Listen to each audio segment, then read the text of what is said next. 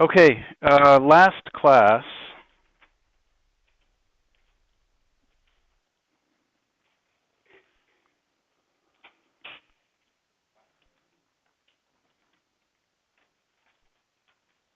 where's 13.8?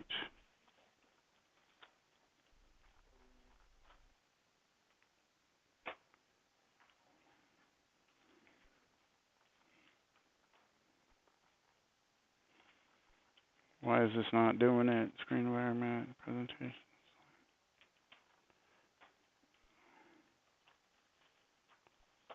Okay, last class, do you remember we were talking about, we just started talking about flux, and I had given you these special cases for flux, and I told you there was a typo in your notes. Remember that? And then I had handed you also last class that packet of formulas.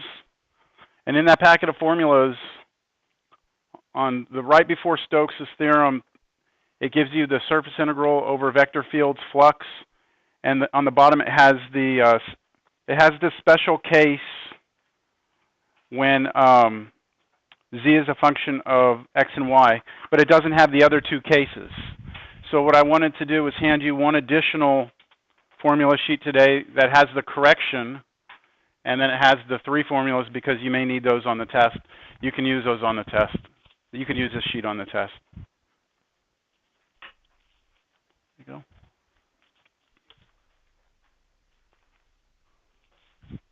There might be an extra one there.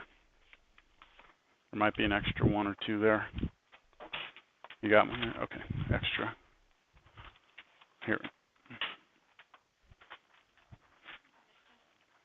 That extra there. You got one. Thank you. Okay, so that's the first thing. The next thing, I had sent out the other day through email my spring semester final exam. And then today I posted the solutions to that, but I put it in our course Canvas shell under Files. It's under Files and it's under Exam Reviews, Solutions, or something like that. So it's there for you to view if you want to, all right?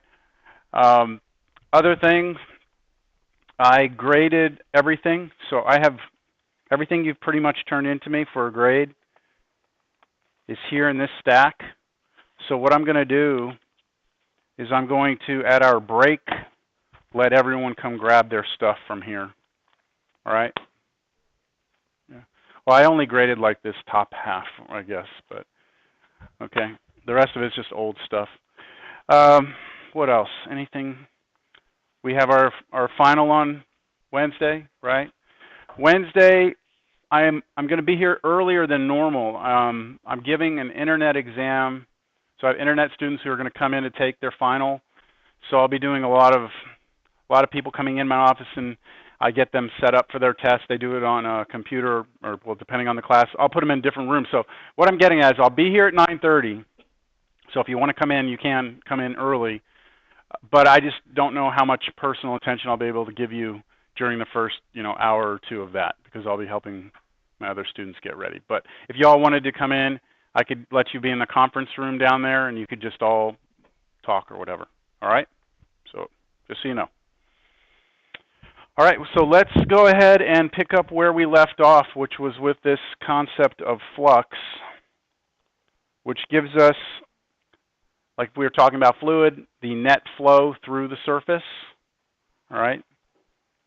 And we had stopped at this right here. Example 4, right? I didn't do this? Okay, there's a lot of, just so you know, we're going to try and finish this all out today, finish out chapter 13. There's a lot of little subtleties in the way these problems are done that take a little bit of practice to get comfortable with, so I'll try and point those out as I go. I do have a couple of homework assignments that you can look at. I'll give those to you at the end, all right? A couple of problems, like 3 or 4 problems from 13.7, 13.8 for you to look at. Okay, find the flux across the vector field. There it is, across the surface S, where S is the part of the paraboloid. There it is. That lies above the region, x between 0 and 1, y between 0 and 1. So it says use upward orientation. That's important that we say upward orientation. What we mean by that is that we're assuming that this surface, this part of the surface right there, that the normal vectors coming off that surface are pointed not straight up, but up out of the surface instead of into the surface. All right, so outward orientation. That's important because of which that'll kind of help us dictate how to use the formula on that sheet that I just handed out to you.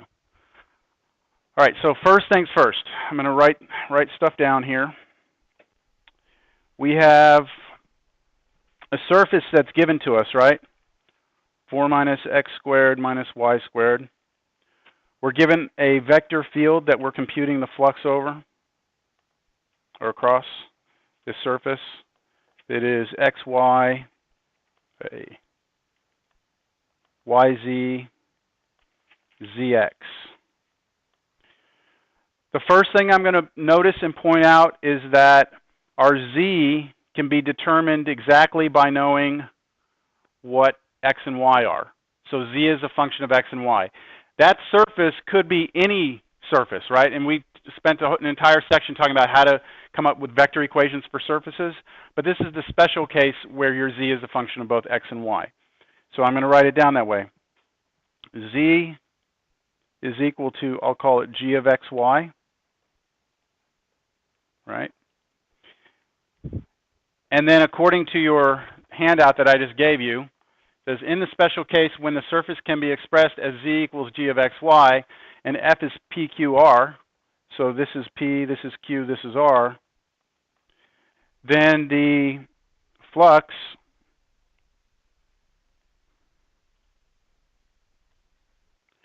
will be equal to, I'm going to skip that middle part of the formula, the double integral over d. What's d in the problem? What's d? That's the restrictions on the two variables that z is a function of, so x and y, right? And that was given in the problem. We go back to our picture. Our restriction on x, y is when we look straight down, right, on this thing. If we look straight down, it creates a, I think it's a square, right? X is between 0, 1, y is between 0, 1. So on the ground, our shadow, so to speak, of this surface is a box on the ground.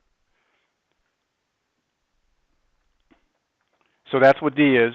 And then we're going to use the formula, what, negative p partial g with respect to x minus q partial g with respect to y plus r dA. Now I want you to notice something right underneath that formula that I have. Underneath it says normals pointing up, out, z-axis. Well, we said we're assuming positive orientation, so it's pointing up like that. What this little note is saying is that the vectors, the normal vectors, are coming up out of it instead of into it. All right, that's what you would do if you use this formula. So focus your attention on the z component of this. It's just r, right? It's just r. These other partials, here's what I'm trying to get you to see.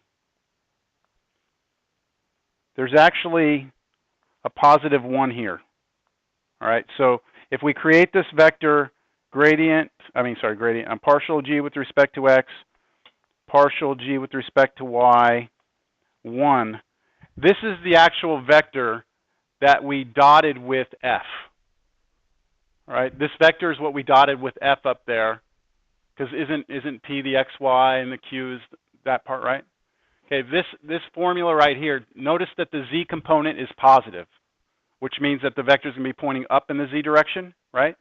Had they stated the problem where they wanted you to have your vector, your flux going the other way, then you would have to basically scale this whole thing by -1, because you take your normal vector and to make it change directions, what do? Multiply by -1. So if that were the case in the problem where they had gone the normal's pointing inward, then we would have scaled that by -1, which would have changed us to positive p, positive q, negative r. Understand? We're going to have an example like that. I just want to kind of point it out now. All right, so we're going to compute this now. What is this double integral turn into? So double integral over d. Negative p for us is negative xy, right? Times the partial of g with respect to x. What's partial of g with respect to x? Remember, g is this right there, right? Negative 2x. And then minus q, which was yz, times partial of g with respect to y, which is negative 2y, and then plus r, for us r is just zx. I want to do that double integral with respect to area. Now, our double integral right now has how many variables in it? How many different variables? We have x, y, and z, right? For our double integral, the d, the region we're integrating over, we only have control over x and y, right? So what we need to do is get rid of that z. Since z is a function of x and y, we can replace every z with what? With what it was, right? What was the equation for z? It was 4 minus x squared minus y squared. Let me clean it up first before I do that. Before I actually put that together. Before I replace the z. This should become this. And now replace the z. Double integral over d, 2x squared y plus 2y squared, and then z became 4 minus x squared minus y squared. And then plus x times z, which is 4 minus x squared minus y squared. And then all of that dA. Understand? Yes?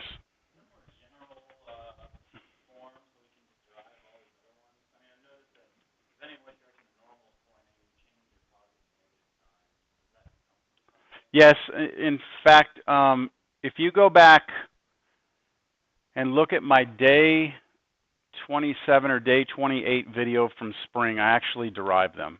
We just don't have time. All you do is you just look at what R is, right? R is your surface. And then what you do is you take its partials, or you take the partial of each component, and then you're going to dot that with F. The book actually goes and shows you the first formula. So look through it. I don't want to take up time. It'll take a good half hour to do it. I don't want to do it. So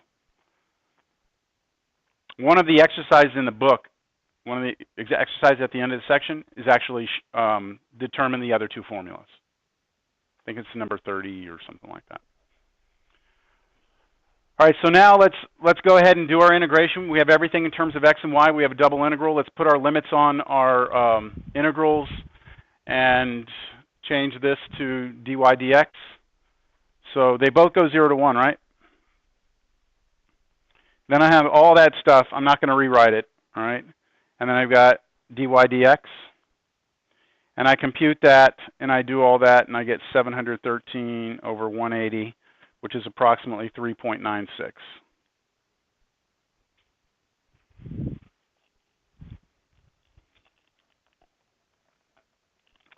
y'all know the difference between precision and accuracy? Yeah? What's the difference between precision and accuracy? What's accurate mean? Close to your goal? Precision is, okay, kind of, yes, I think. Accuracy is getting close to your goal. You think of dartboard? So if I'm trying to hit this and I throw darts at it, right? And I get like that, am I accurate? Am I close to my goal?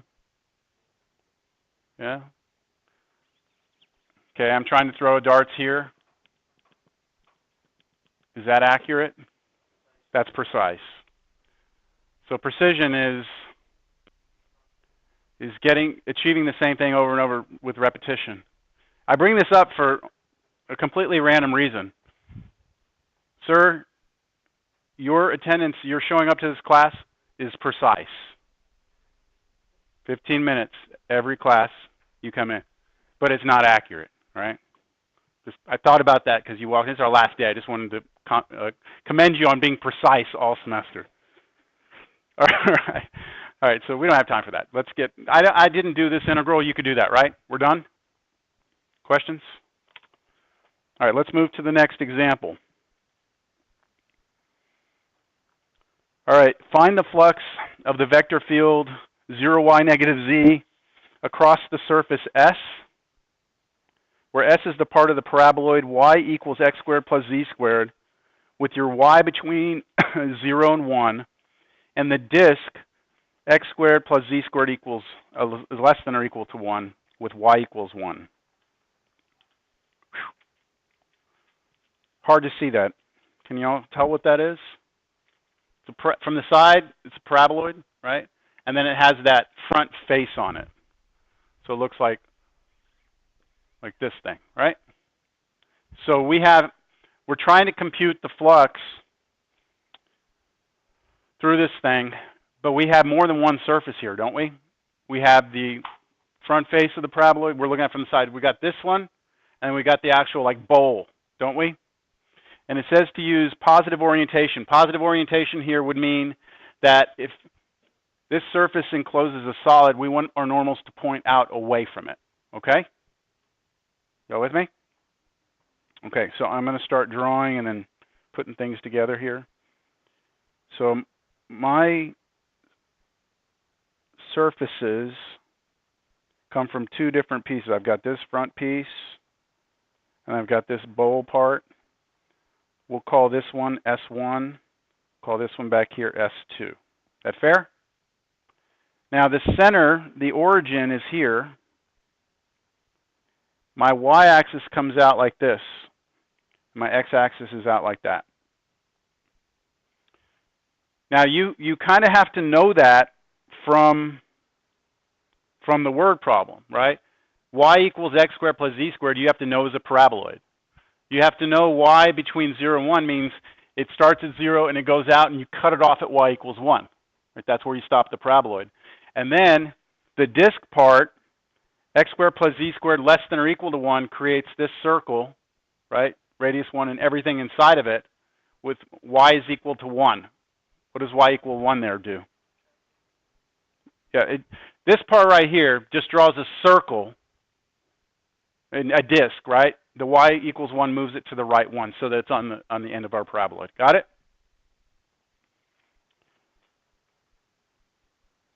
So now let's try and figure out what the flux is over each of the surfaces. So we're going to do S1 and then S2. Just like when we did line integrals, we had a curve that had multiple curves. We would do C1, C2. Now we're going to do S1, S2. So over S1, we want to calculate the flux, F dot ds. All right.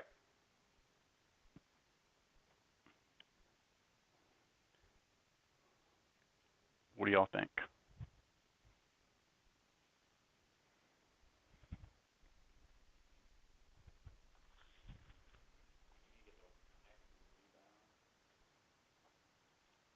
I want to go back to flux. Here we go. Here are our formulas for flux, right? These are the formulas. F dot ds is equal to F dot n, right? What's n? Unit normal vector of the surface.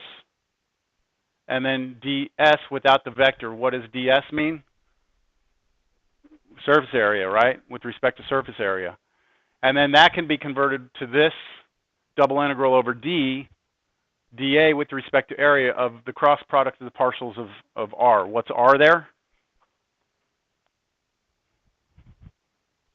The parametric curve, right? So you have three, well, you really have these two to choose from, and then you also have these, if it's a special case. Understand? There's different ways to approach this problem. And the question is, which one is the easiest? So let's start with the special cases. Is it any of these special cases? Is your The third one? Is your y a function of x and z? So we're talking about S1.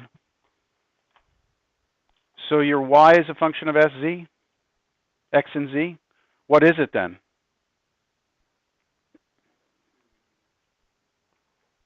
Is y a function of S1? Yes or no?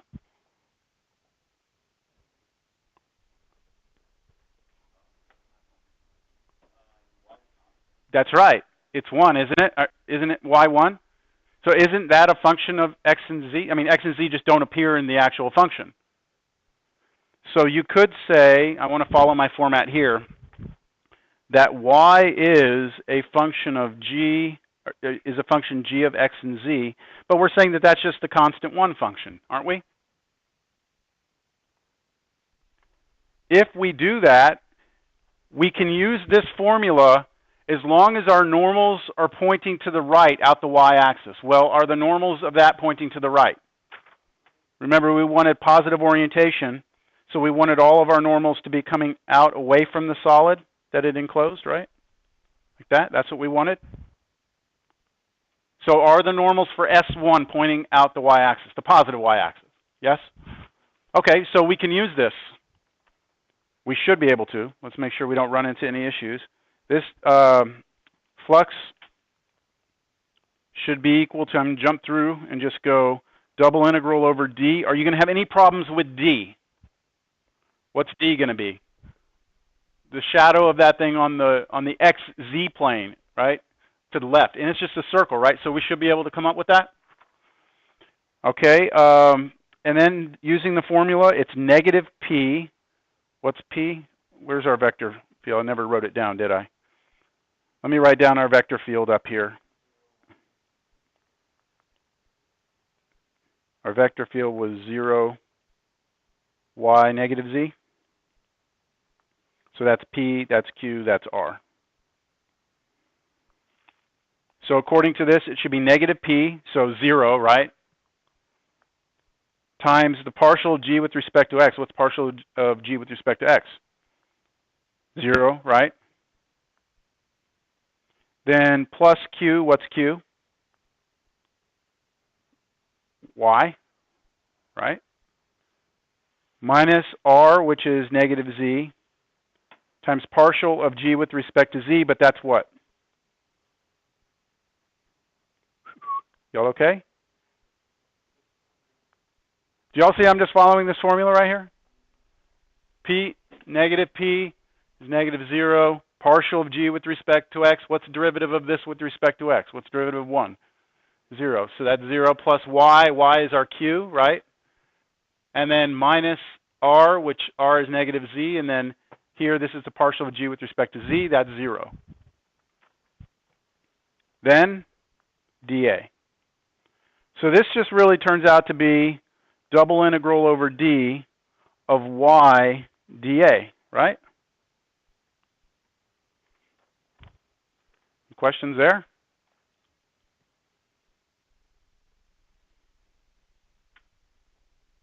What is y, though, in this problem? This is special because look at what we were saying y is.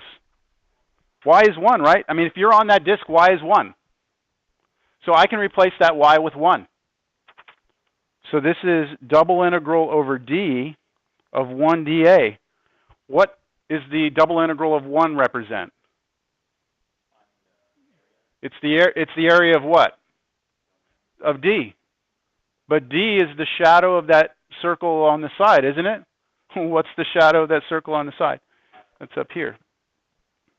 It's this circle right here, right? That's this thing translated down. That's that circle. It's pi r squared. What's the radius of that circle? Was it 2 or 1? Different problem, I think. Was it different problem? Yeah, it was 1. It was 1. So it should just be pi r squared, right? Which is just pi. So this is equal to pi. In other words, this is the area of D. That's pretty nice, right? I mean, there's not a whole lot of work, but that's a whole hell of a lot less work than what it could have been, all right? What I'd like to do is show you I don't want to actually do it. Let me see.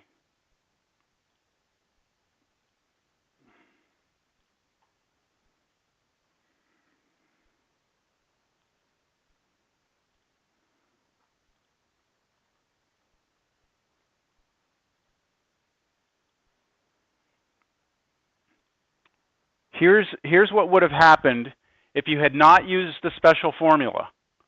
You would have had to have taken that. You would have to have written the parametric equation that represents that surface. Remember this whole thing? Where you say, oh, look, to draw a disk, you let your radius vary between 0 and 1. You let your angle go from 0 to 2 pi. You draw that disk, right? You hold your y-coordinate constant at 1. That would draw the disk. Then you have to go and you have to take the partial derivatives. After you take the partial derivatives, you cross them. After you cross them, you're gonna actually dot that with the vector valued function, or the vector function, evaluate it on your curve. And when you dot those together, you wind up getting v. But v is 1. Oh, no, I didn't even do it. I could have done it. V was 1? No, it was v1. No, v varies. So you have to integrate with respect to u, then with respect to v, and then at the end of all that crap, you finally get pi. Moral of the story is just that when you're taking the test, you don't just say there's only one formula for flux. You look at what looks like it's going to lead you to the easier integral, right? I hope that helped, like made a little sense.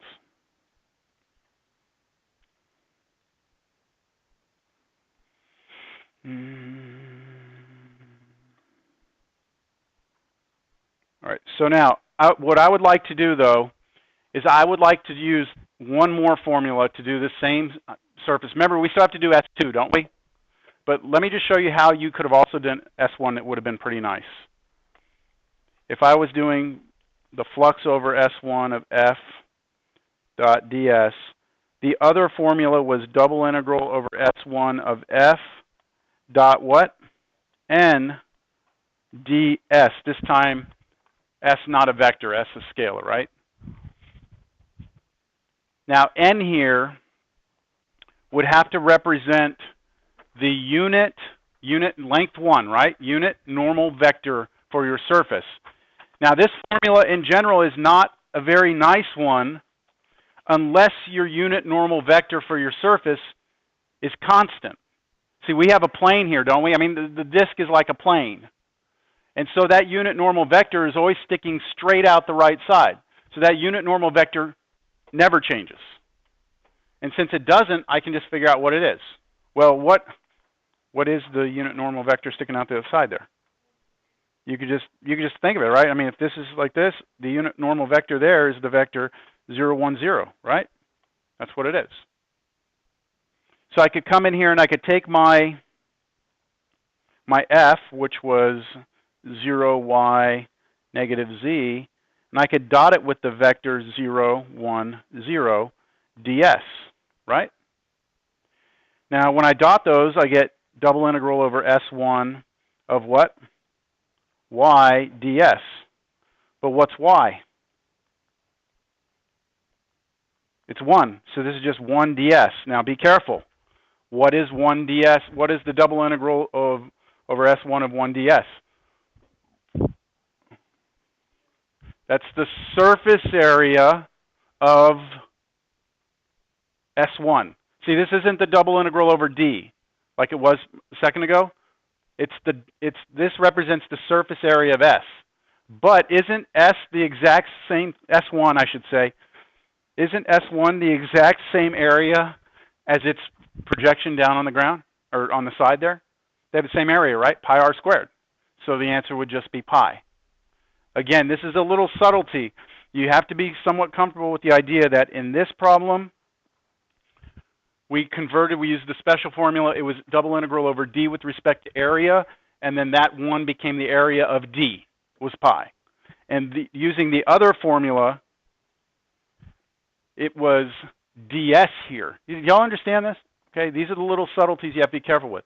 So now, if I know what the surface area is of that S, if I know what it was, then I can answer the question, right? So we know the surface area, that was pi r squared, that's just pi, get the same result. Okay, let's move on to S2. So for S2, I'm looking at this part right here, right?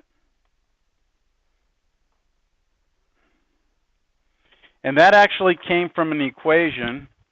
It was, what was it? Y was equal to x squared plus z squared, wasn't it? Y equals x squared plus z squared draws that paraboloid.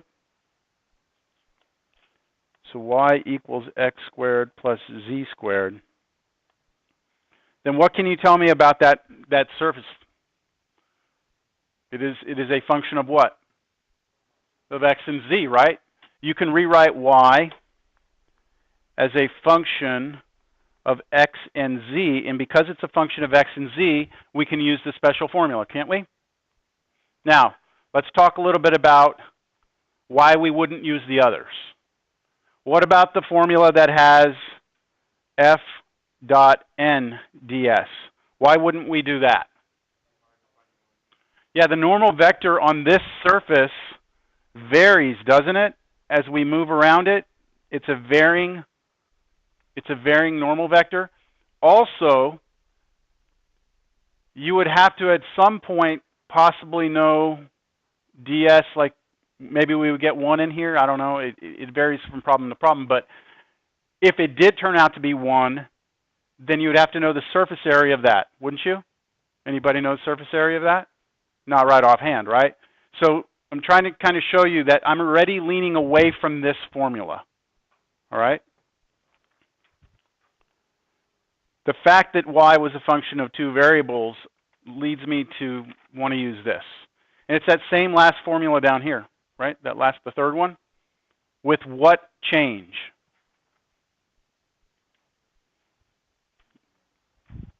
What's the difference? What does it say at the very bottom of that formula if you're going to use it? The normals are pointing to the right out the y-axis. Well, our normals are not pointed to the right, are they?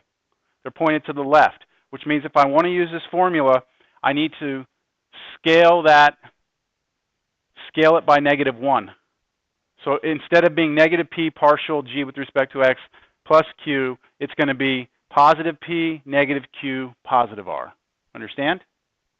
Okay, so that's what I'm about to do here. Double integral of S2 f dot ds will be equal to double integral over d of using that formula but changing the signs, p partial g with respect to x minus q plus r partial g with respect to z dA. So let's fill this out. What is p? Was it 0? Okay. Partial g with respect to x, does that even matter? No, but it's 2x, right? Okay, minus what's q for us? So q was y, right? So minus y, and then plus r. What was r for us? Negative z. So how about I make that minus z? What's the partial of then g with respect to z? 2z, right? dA. All right, these cancel. I get double integral over d of negative y minus 2z squared dA. Now, I'm doing a double integral, right? I have 2 variables in it. But talk to me about my d. What's my d? It's the shadow of the paraboloid onto the xz plane, right? We're going sideways. So the variables you need to be working with here are x and z, right? We have z's, that's okay, but we need this y to become things with x's and z's. But what is y? Go back up. Y is this, right? So we're going to replace that right here for y. So double integral over d. I distribute the negative. I get negative x squared minus z squared. Then I still have the minus 2z squared dA, which is finally double integral over d of negative x squared minus 3z squared dA. Now what? Figure out your limits for this, right? Unfortunately, it's not 1, right? The last problem, this turned out to be 1, and we said, oh, it's just the area of whatever d is. Well, it's not that. We actually have to evaluate this double integral. So I need to know a little bit about what the d looked like. Remember the paraboloid came out sideways like this? The d is its shadow on the xz plane, which would have been this circle, which means I should do what? Convert this to polar coordinates.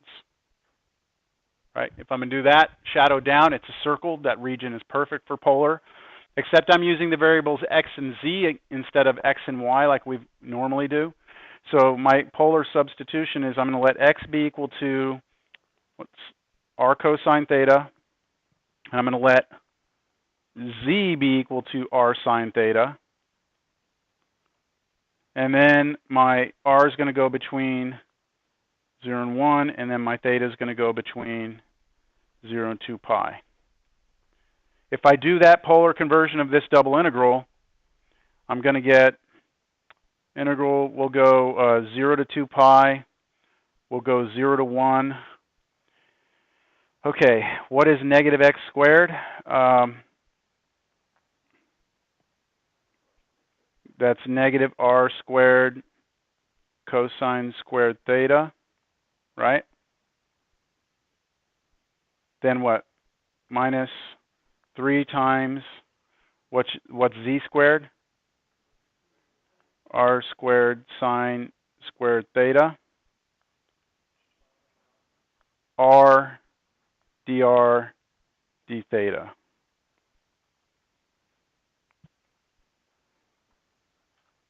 And at this point, we could work this integral out, all right? We could evaluate the rest of it. Any questions on what it does or anything? No? Could you do that integral?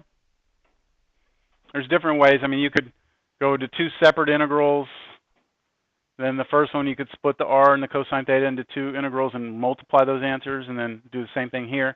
There's also a way you could peel off one of these negative r squared sine squared thetas and put it together with this one, factor out a negative r squared, and use the Pythagorean identity. The only thing it would do was turn that into negative r squared minus 2r squared sine squared theta. It really doesn't save you a whole lot. It just reduces, it gets rid of this cosine part. But the idea is that you could do that, all right? Given enough time. Given an infinite amount of time, you could solve that integral? Yes.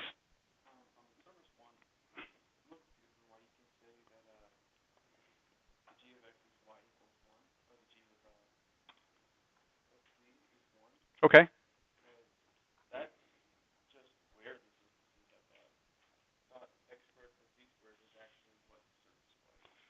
Well, that's what surface 2 is. See, let's look at it vertically instead of sideways. If I had a bowl like this, right, and then it has a cap on it, that's our surface. It's this with this. This right here, this cap is a circle or disc, right? This, in this case, z coordinate would be 1, and it would always be 1, right? All we're doing is turning this sideways, and now your y is always 1. And so if you're looking at, okay, if I take something in the xz plane, I say plug it in, I just spit out y is 1. No matter where I am, I always spit out y is 1.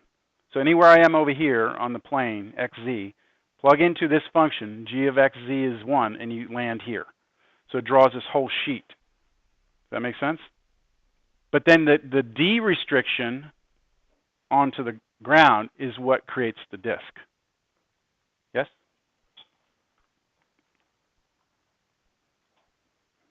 Okay, so what's our final answer? We have the flux. our final answer is that the flux over the entire surface S of F dot ds is equal to, what did we get for our first surface? Pi, and then what did we get for our second one? Negative pi, so we get 0. So it's 0.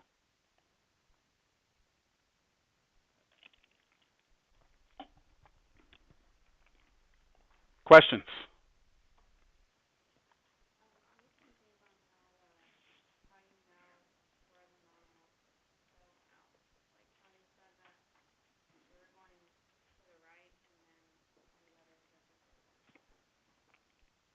Okay, so if I draw, this thing is sideways, right? It goes like this, out the side. So if I draw it sideways, I want my normal to point away from, I want it to, this creates a solid, right? Encloses solid. Positive orientation, they're going to point away from that solid that they enclose. So away means to the right. Now the reason it's straight to the right is because that's like a plane. So it has to come out straight to the right. Am I answering that part of the question? Now, if you're on that bowl shape, now your normals are coming out, like think about the normal down here at the origin. It would be pointed out directly to the left, wouldn't it? But if I go up a little bit, it would be pointed out this way, and then this way, this way. All of those vectors, if you break them down to their components, have a component going to the left and a component going up. To the left and going up, right? To the left and going up. All of those have in the y direction, it's negative, isn't it? In this one, the y direction is positive. Okay, so if it's positive to the right with the y direction, we use the formula as it exists. If our y component of our normal vectors is in the opposite direction, we had to multiply by -1 to make our normals point that way instead of that way. I don't know if I'm answering your question.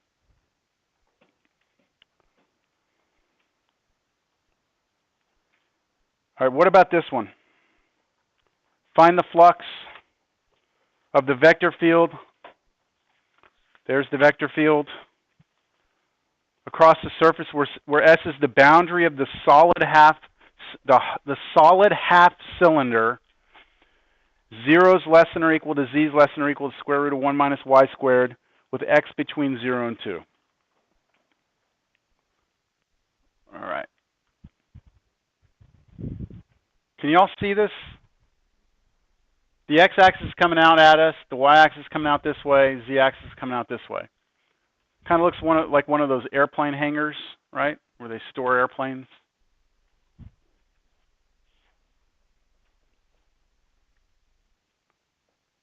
Now, it's got a flat bottom to it, right, like that. This front face right here is a circle, a semicircle, right, or looks like a semicircle. This, from the side, right, you can see that those two faces are flat. I'm saying this front face and the one in the back side. So how many total surfaces do we have that make up this thing? We have the front, the back, the bottom, and then the curved part on top, right? So what do you think about the front and the back?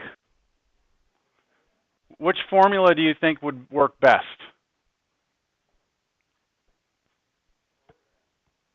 Which one? The one with the n in it? Okay. Do you know what the normal vector of this circle is, this front one? Do you know what the normal vector is? If it were positive orientation, which means they point away from the solid, it's pointing straight out, right? It's pointing straight out at us, the normal vectors? Yes? And then what about on the back side? Pointing the other way. So the one coming at us, what's that vector? 1, 0, 0? The one going out the back? -1, 0, 0. What about the bottom? Okay, the one coming out the bottom would be what? 0, -1, 0, sorry. 0, 0, 0, -1, right? And then the one with the curved part, well, hold on, before I get to the curved part. If you're going to use the normal formula, the one with the n in it, aren't you going to need to know the surface area of all those pieces? Do you know the surface area of this front piece? Well, we can figure it out, right? And then the back piece, the bottom, definitely, right? So it's looking like 3 of these, the N formula looks best. But that curve piece right here, the normal changes as you move. But isn't that curve piece a function of 2 variables? What's it a function of?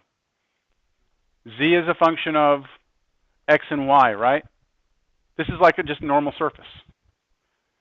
So we should be able to use our special formula. All right, so that's what I'm thinking before I'm even starting the problem, right? I'm thinking, okay, I'm going to attack each side the way I want to attack them, and now it's just a matter of breaking it down and doing it. Okay, here we go. So on this, we'll call this front side S1. This back side over here, we'll call that one over there S2. The bottom, we'll call that S3. And then the actual curved top right here, we'll call it S4. That fair? All right, S1.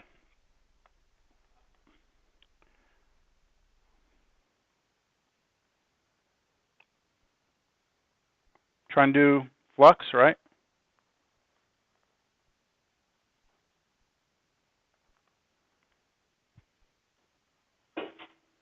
Now, technically, I should put an S1 on the differential.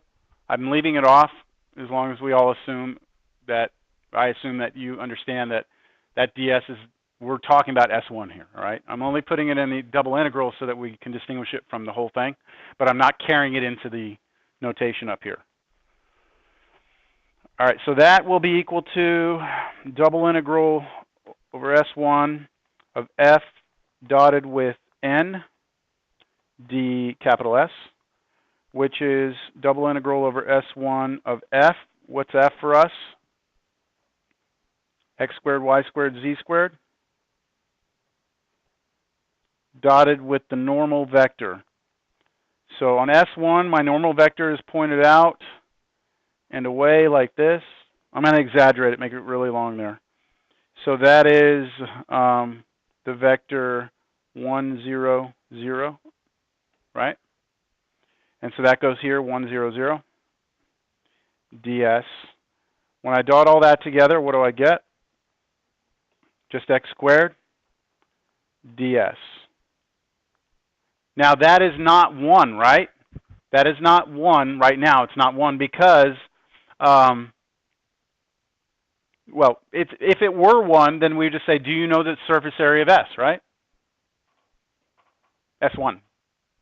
But it's x squared. However, when you're on this front face right here, when you're on that front face,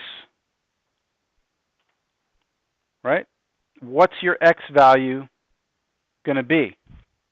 2, remember, they're saying, look, you're drawing this half solid cylinder, right? You're drawing it, but you're restricting your x's between 0, the back side, and then the front side 2. So you know that when you're on S1, x is always 2. That's going to be nice, right? Because now this integral becomes double integral S1 of 4 ds. Now you can factor that 4 out. And now it's just the surface area of S1, isn't it?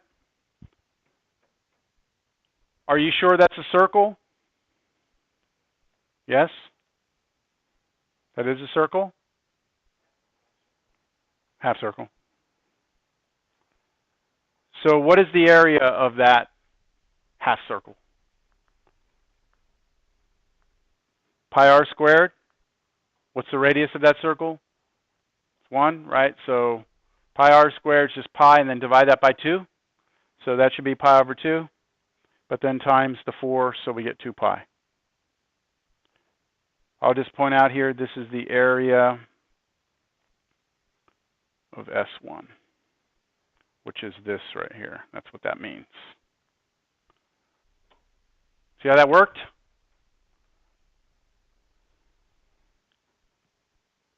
Questions? No? Yes? because when we're on S1, your x coordinate is always 2 here. So here's the origin, here's x is 1, here's x is 2. So when you're on that little part of this front piece, your x is always being held constant. Yeah?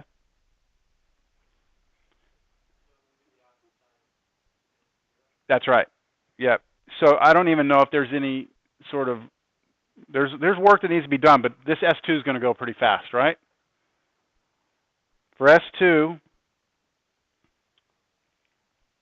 if I want to compute the flux,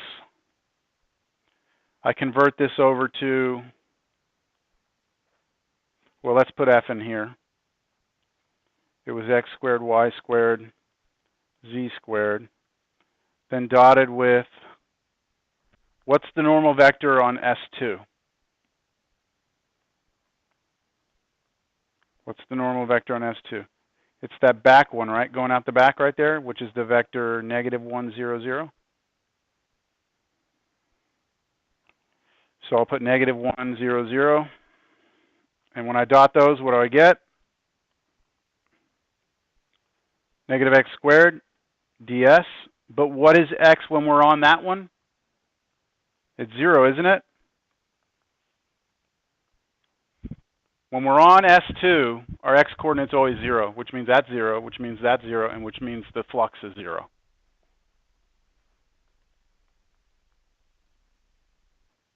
So far, the flux through those two surfaces add up to be 2 pi. Now the bottom, okay? So let's go look at the bottom, which was S3.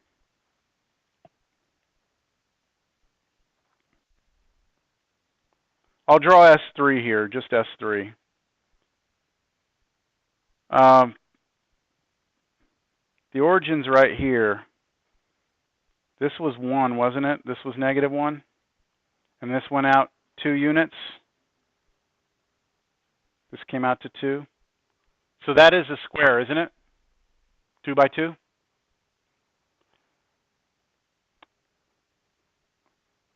All right, so here we go. S3. Flux over S3, F. I'm going to go straight to this formula, N ds. Now, the normal vector for this one points straight down, doesn't it? Which is the vector 0, 0, -1. Which means that this becomes f x, which is x squared, y squared, z squared, dotted that with 0, 0, -1 ds, and z is going to be 0. This is going to turn out to be 0 too. So this is double integral over S3 of -z squared ds.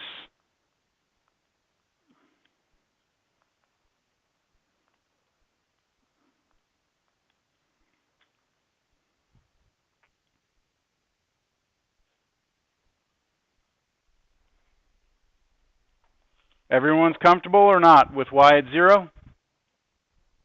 That plane, right? That plane, the z coordinate is 0. You're on the xy plane right there. So z is 0. So these are just nice, these worked out real nice.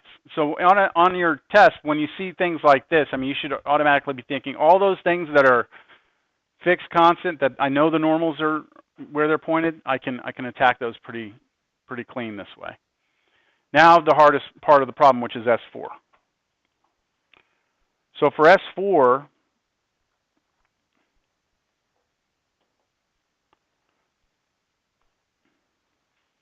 it's just this part right here, right?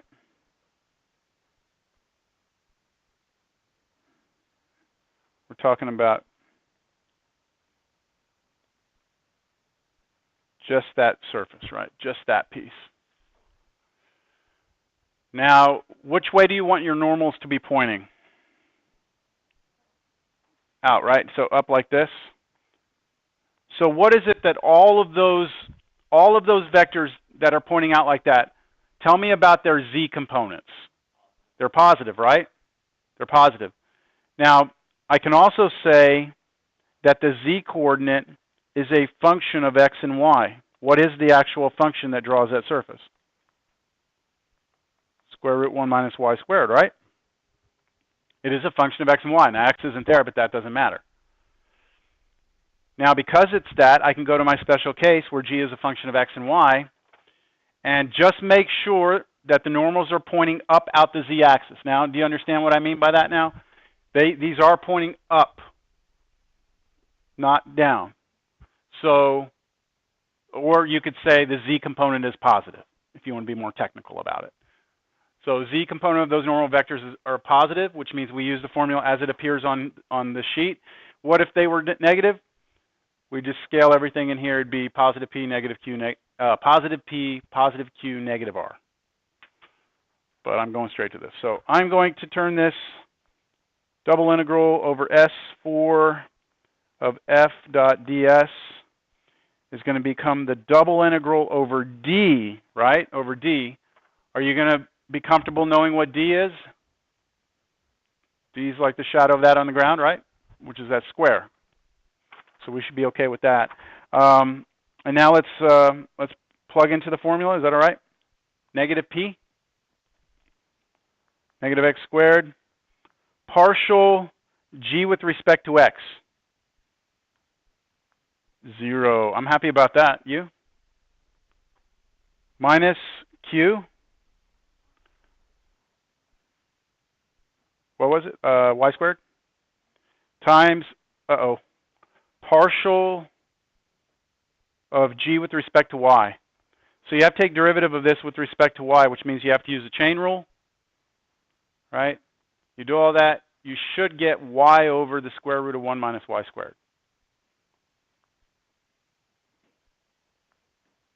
Negative y? Sorry, negative y over. So derivative of that with respect to y is this. That's just Cal 1 problem, right? And then what comes last? Minus r. So minus z squared. I'm running out of room. Plus r, thank you. Plus r. And that's it, right? dA. Which is double integral over d of the 0 here goes away. Isn't this y cubed over square root 1 minus y squared plus z squared? Now be careful here because your d has what variables in it?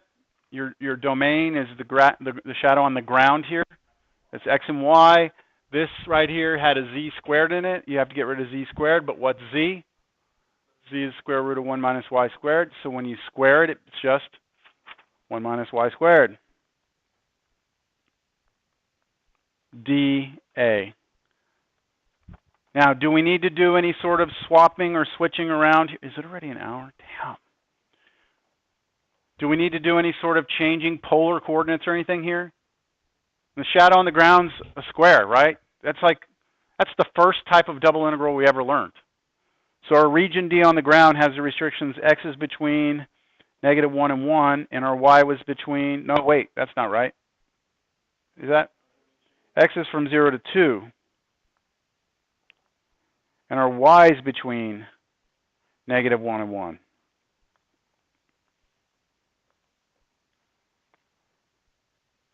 And so we can set this double integral up 0 to 2, negative 1 to 1 of all that junk, right? dy dx.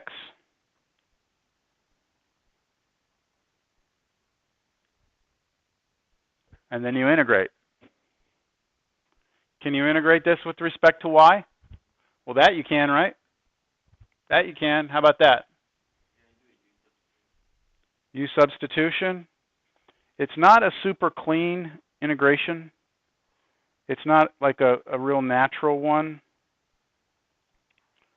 So I'll show you how it's done. I'll just put up how it's done. I won't go through it. Which one are we doing?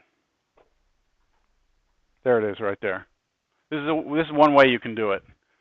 What you can do is break up the y cubed up top into y times y squared.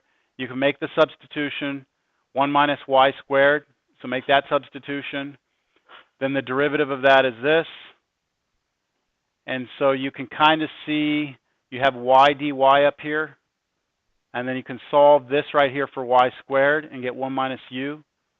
So you're going to replace that with 1 minus u. You replace this with negative 1/2 du. So negative 1/2 comes out, and then you replace this with square root of u.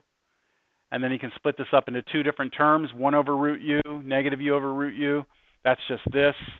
And then from there you go. So I just wanted to show you that because it's not a real simple like plug-in. You have to kind of peel something off and see something hidden in there. That's just one approach. There might be something else that works too.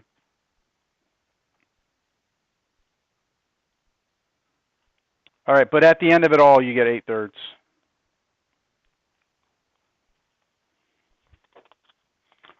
So the total flux on S over S here, it'll be,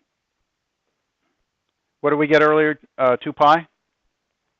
So 2 pi plus 8/3. That's it.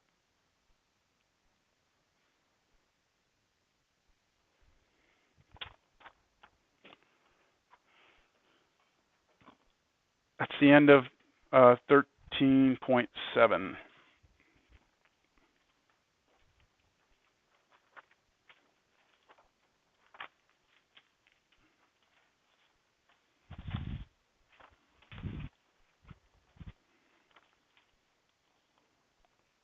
.8 is next.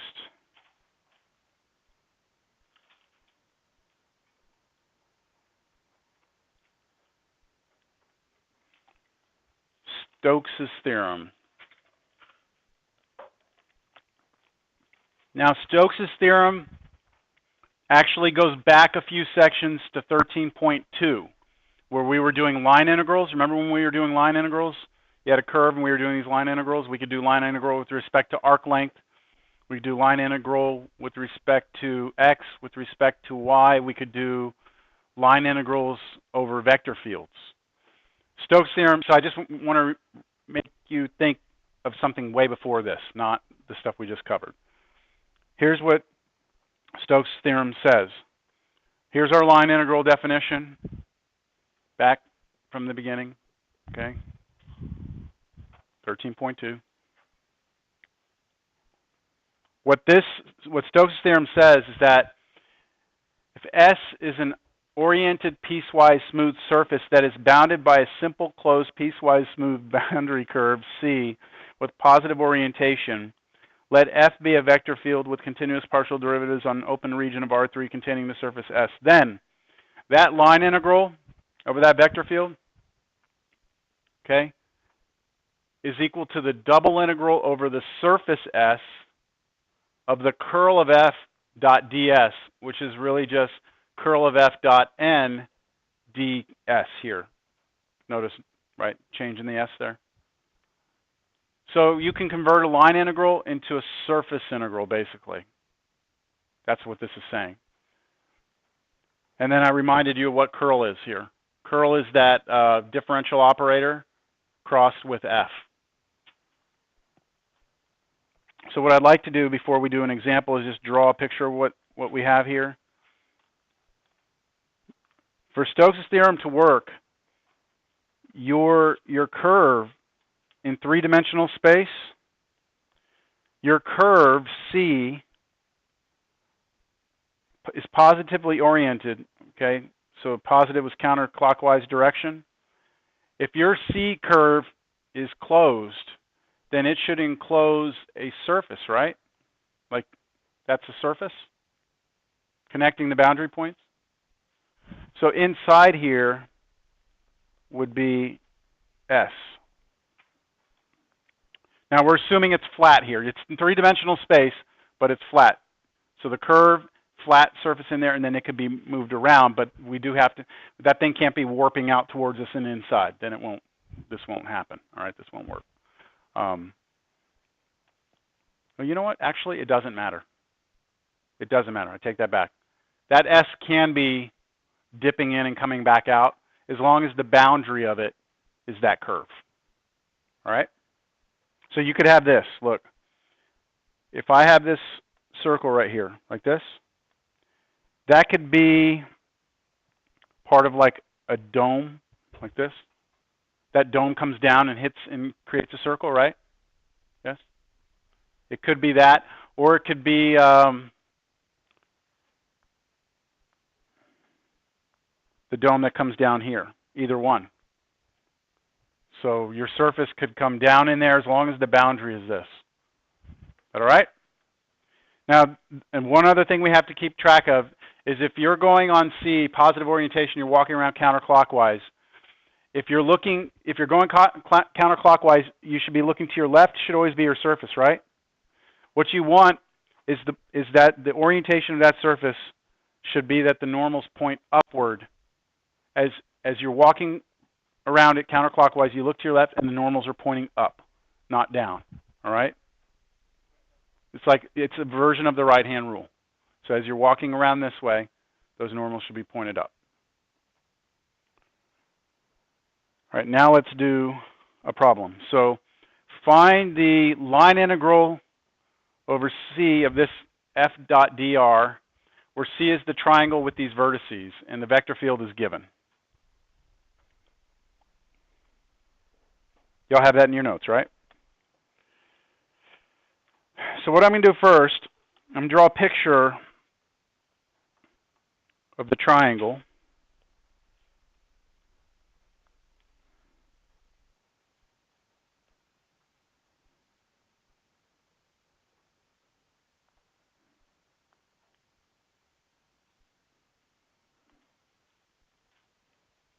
That. Let me go ahead and write down what my vector field is up here.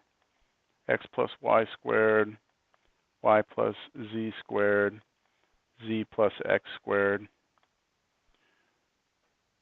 Now, on the instructions there, did it say? No, it didn't say which way we were going. Crap, I just closed it. So let's say that we're going to orient this where we're going in this direction. That's our C curve. Now the question becomes, does C enclose a surface? Does it? Does C enclose a surface? Yes. It creates a plane, doesn't it? It's this little part of this plane, like this. That I could call S.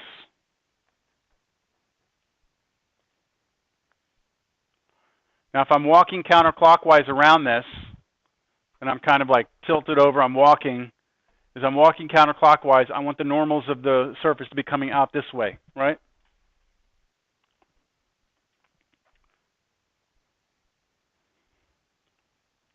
So according to, well, if we didn't have Stokes' theorem, what would we have to do to compute the line integral? To do this, if we didn't have Stokes' theorem? Yeah, we'd break it up into 3 line segments, find the parametric equations for each of those, and then we would do the computation, and then add them all together. But Stokes' theorem says that what we should be able to do is turn this into a surface integral, but instead of doing f in there, we do the curl of f and dot ds. Yes? I want everyone to see the curl of f is a vector, isn't it? So this is really like some new f, isn't it? This is like some new f dot ds, which is what we were doing in the previous section, wasn't it? 13.7. It's just we have to figure out what that vector field is, what that curl of f is. So let's let's compute the curl of f. Let's do that right here. What's curl of f? Well, the curl of f is going to be equal to, what is that? That del thing, partial with respect to x, partial with respect to y, partial with respect to z of the field, x plus y squared, y plus z squared, z plus x squared.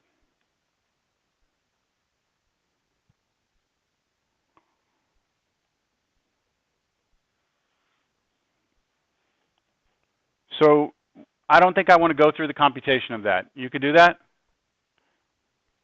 Okay, this will give you negative 2x, negative 2x negative 2y. That's what you get if you do, y'all know what I'm talking about here? Cover this one up and then do your little determinant and then do that and then do it, and then you get that.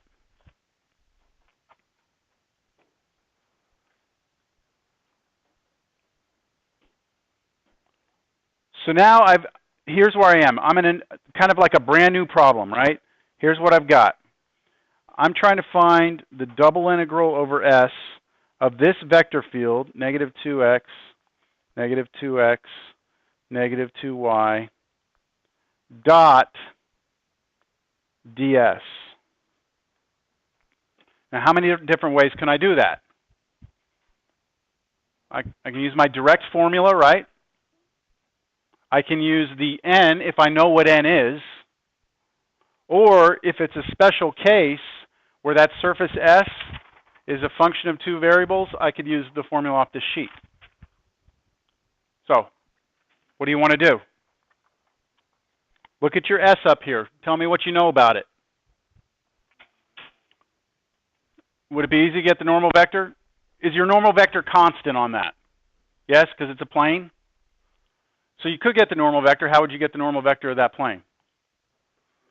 Two vectors, cross them, right? You get a vector. Then you'd have to normalize. You have to get it unit length. So you have to scale it by its own length. So you could get an n, right? But then your integral, if you do that with the n formula, you're going to need to know what ds is, aren't you? Which means you're going to, in the problem at some point, probably need to know what the surface area of that is. Do you know what the surface area of that is? Do you know the surface area of a triangle if I give you 3 points? It's half the magnitude of the cross product of two vectors on it, right? So you could do all that, couldn't you? I mean, it could be done. In fact, I'll show you that we could do it that way. I'll show you the computation of it. However, that S surface is a plane, right? And therefore, it is a function of x and y, isn't it? You can look at that as a function of x and y. And if it's a function of x and y, what's the shadow of it on the ground? It's this triangle, right? Which is like a type 1 region. So you have two good options, I think, here. What's the requirement? If we're going to use the n again, if we're going to use the n, what are the things we're going to have to do? We're going to have to get two vectors. We're going to have to cross them, right? We're going to have to figure that out and normalize it, get it unit length. Then we're going to have to figure out possibly what the surface area of that is, which isn't a big deal because we're already going to cross two vectors and we can take the magnitude of that. So, I mean, n looks promising. What would be required if we use this formula? This one? Find what? This formula, all you need to know is dA. You need to know the area of the region on the ground. The bounds on x and y, yeah, there's one more thing you need, though. Thought I heard it. What is this? Look at the first formula. What does it say? In the special case when what? The surface can be expressed as what? Z equals g of xy. Well, you have to know what the equation of that plane is, don't you? I gave you 3 points. You don't have the equation of the plane. So the downside to this is just that you have to find the equation of the plane. Can you find the equation of the plane if I give you 3 points? Yes. So I mean, they each have their pros and cons. I think what I'm going to do is I'm going to do the special case. Is that fair? Or do you want to see the normal way? I'll do special case. I'm going to try and convert this into the special case, which is the first one. Are my normals pointing positive z component? Yes? So I can go straight to this formula. Double integral over d. I'm going to be taking negative p partial g with respect to x minus q partial g with respect to y plus r dA. But the big question is, what's g, right? All right, so let's get g.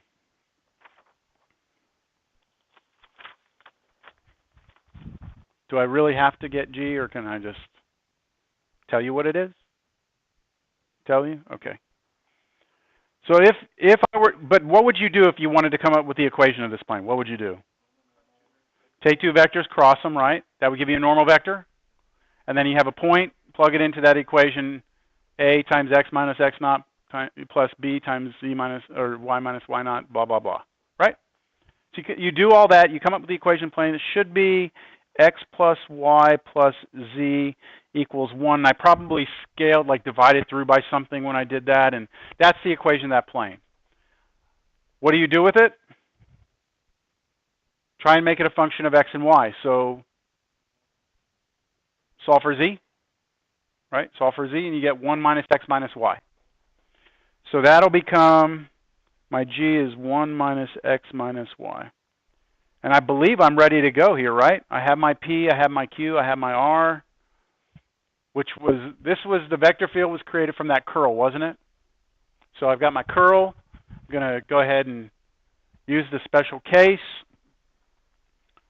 Double integral over d. Negative p is 2x times partial g with respect to x, negative 1, minus q, but q is 2x, negative 2x, so it becomes positive. But then I come in here, do partial g with respect to y, which is negative 1, then plus r, but r is negative 2y, dA. I'm just trying to include where each of these pieces are coming from, right? Like that. Tell me about D. It's the shadow of this on the ground, right? The XY plane. And so I already know that that's going to be what? It's just 1, 1 each way, right? Now remember that this was X over here and this was Y, right? So we might want to turn it or something. Might want to translate this so it looks more like what we're used to. Here's X, here's Y. Goes like that. So this is a type 1 region. X is between 0 and 1. Y is between 0 and 1 minus X. Right? This is the line 1 minus X.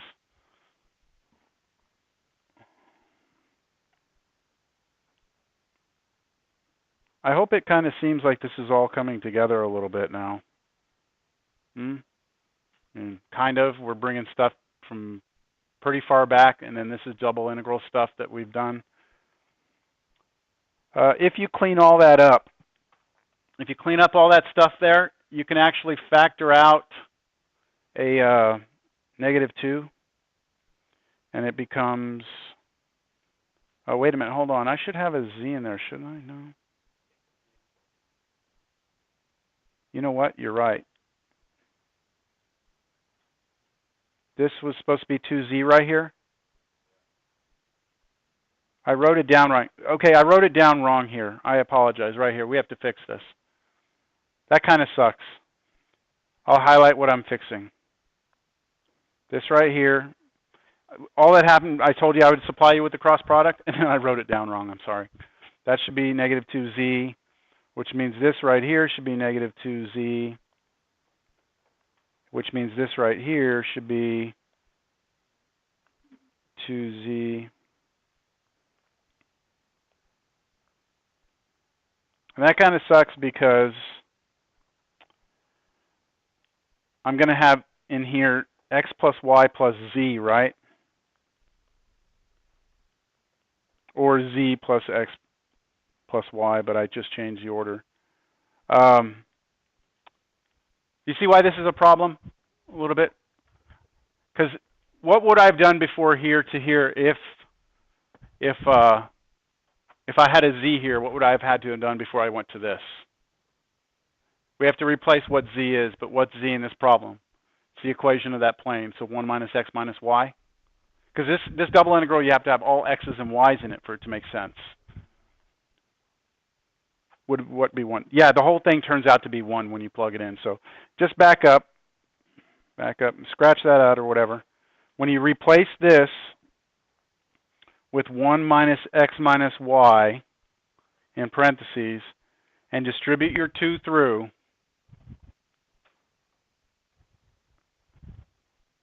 I think you get a negative 2.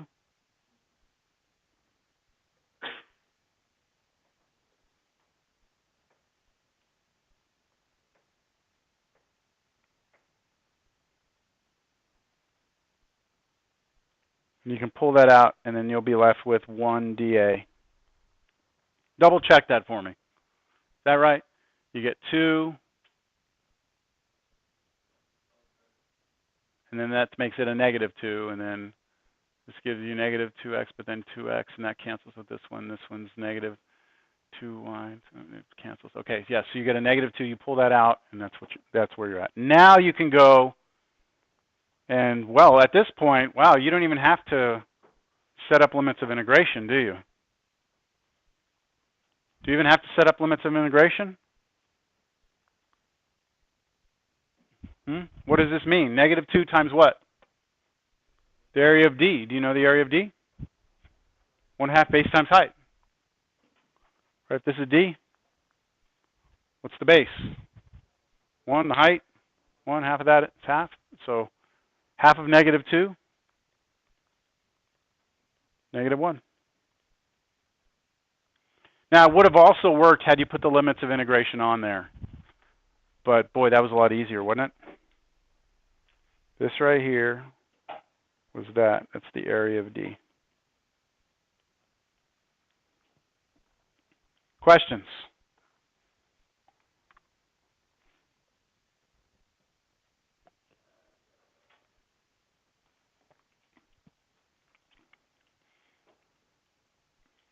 I wanted to ask if you wanted to see the other version, but I'm afraid you're going to say no. So I'm just going to show you anyway.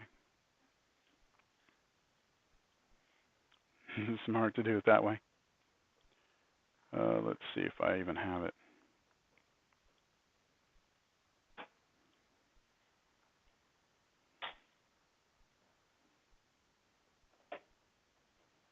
There it is. Oh, shit. Wrong button. So here it is. Here's that same exact problem, but I'm using curl f.n. So here's our curl.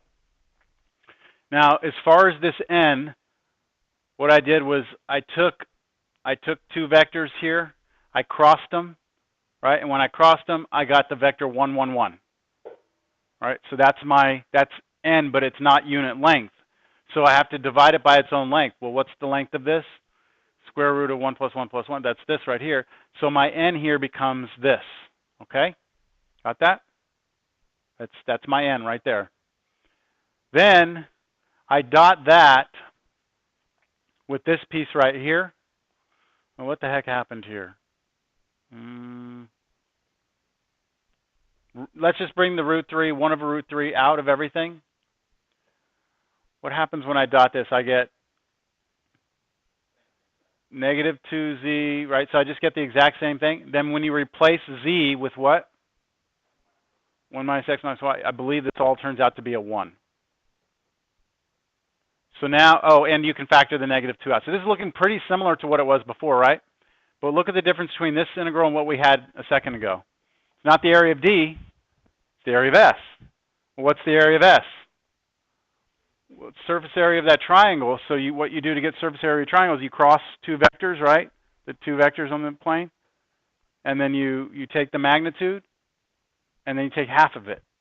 So isn't that the magnitude of the cross product anyway? Of the 2 vectors? And then take half of that. So that's this. And when you put them together, the root 3's cancel, and then that, and you get -1. So you get the same exact result. Hope that made sense.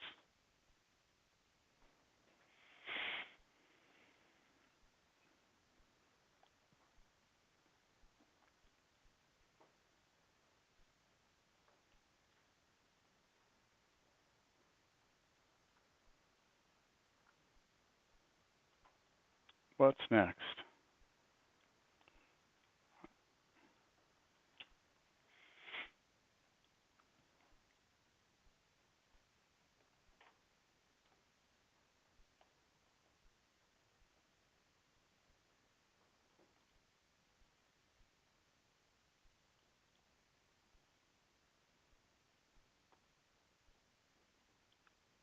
I'm going to show you all my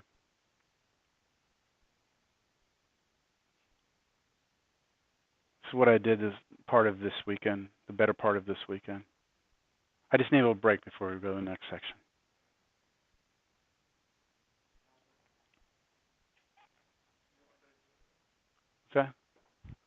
that's what I did this weekend. That's out in my shed. This is my 16-channel relay that I was trying to communicate with. And so these are controlling all these different pumps and valves on my pool. And then, well, these control the valves. So doesn't that look fun? Who are my computer engineer people here now? This doesn't look like fun to you? All right. Yeah. So I've got a little fan cooling it all down here, thermostat.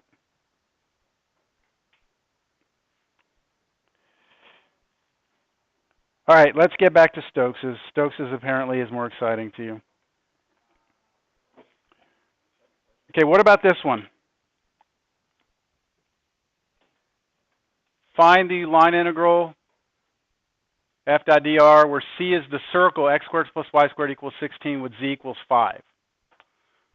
So circle, right? Circle.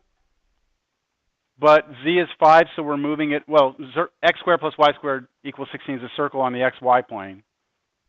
And we move it up, z equals 5. So it's just sitting up there, right? And we were given a vector field. So here's what my picture looks like.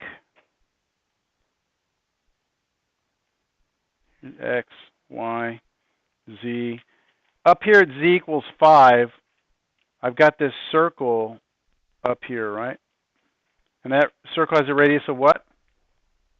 4?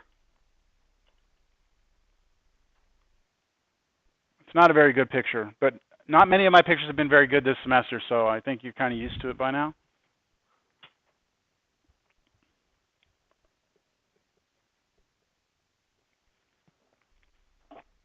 Now, could we do the problem using a normal line integral? I mean, think about it. Sure we could, right? All you'd have to do is find a parametric representation for this circle. Can you find me a parametric representation for that circle? Yes, right? X is equal to 4 cosine theta, or cosine t. Y is equal to 4 sine t. You could draw me that. The z coordinate is always 5, right? So you could find parametric representation of that curve, yes? And then what you do is you take the parametric equation, the r of t, and you plug in your x, y, and z components into this. And then you dot that together with the derivative of your r of t. Do y'all see how complicated that would be, though, perhaps? Yeah? You would have to have, this would just be like 4 sine t times 5, and then this one, 2 times 4 cosine t times 5, and then this one, oh shit, that one would suck. That would be e to the r squared sine t cosine t. Then you have to dot that with the derivative of r. It would be a monster issue there to have to deal with. But let's just see how great Stokes' theorem is for this, Stokes' theorem. So the question is, does this curve drawn in positive orientation, which is counterclockwise like this, does it enclose a surface? Sure does, right? It encloses this disk, right? And since it encloses a disk, which we will call S, and I give it the orientation this way so that when I walk around it, I look to my left, I see my normals pointing up, then I can do a surface integral on that, right? And so my line integral is going to convert over to a double integral over S of curl of f dot ds. So maybe before I figure out how I'm going to do this, maybe I just take a look at the curl and see what it is. So what is the curl of that thing? Let's see. Pardon? Yeah, I'm going to just give it what it is. So can I just continue with this equation to say the next line is equal to, and I give you what the curl is? X e, well, you know what? Before I compute the curl, well, yeah, I'll just do it. I don't want to confuse you, so. But as I write it down, and you're thinking about, okay, this is just going to be a surface integral, like a flux problem, what What are you thinking as I'm writing this down here? I mean, what related to this class and related to the problem? What are you thinking?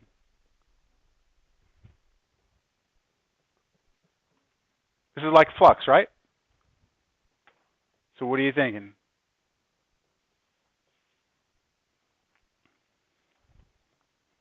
Three different ways to approach it, maybe, right? That's what I want you to start thinking as you're, okay, I'm converting this to a flux problem now, right? That's basically what's happening. I'm doing a surface integral. This, I need to figure out, do I use the normal vector formula? Do I use a special case? Well, do you know the normal vector? Absolutely. Does it change throughout that surface? It's always pointed up, right? It's the vector what? 0, 0, 1? If that's the case, then the worst maybe I'll need to know is what the surface area is, maybe? Do you know the surface area of S? Yes. Pi r squared, right? You know the radius of that circle. So I'm thinking n is the way to go here, right? Now, if you didn't use n, you used the special case, could you say that that surface can be written as g as a function of two variables? Yes, you could say g is a function of x and y, and what would that function be?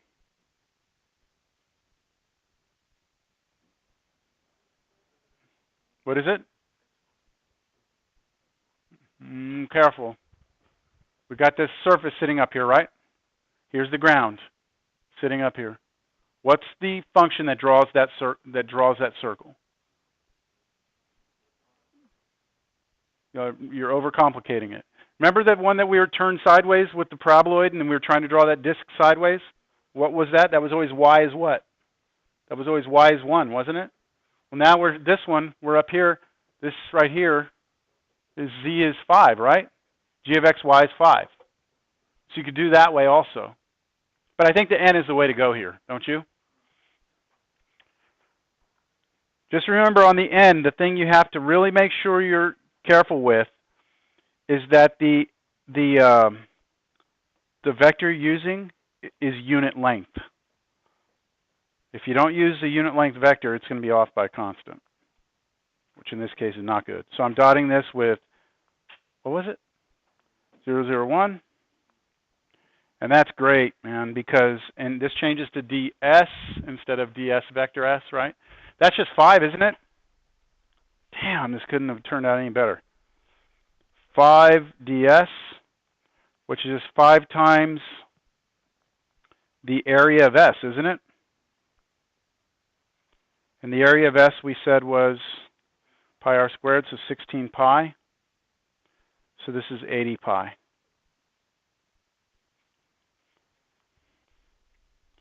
So here's what I would have done. Okay, going back up here. Remember I was saying, let me just write this down, I don't want to confuse you, right?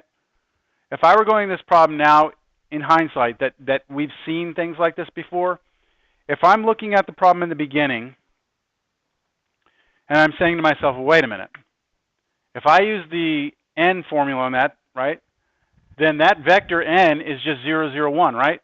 And if I dot that, if I'm going to have to dot that with the vector field, the only part that's really going to even matter is what? This 5. So all I'm going to need is the last component of the curl. So instead of computing all the other components of the curl, which look like the more complicated ones, all I would have had to have focused on was computing that last component of curl.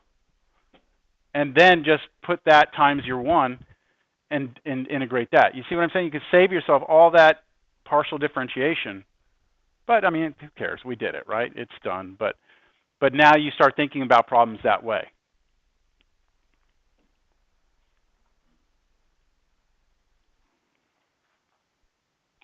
Okay, find this line integral where C is the curve of intersection. Okay, let's read through this carefully. C is the curve of intersection of the plane x plus z equals 5 and the cylinder x squared plus y squared equals 9. There's your vector field. We'll take a break after this problem.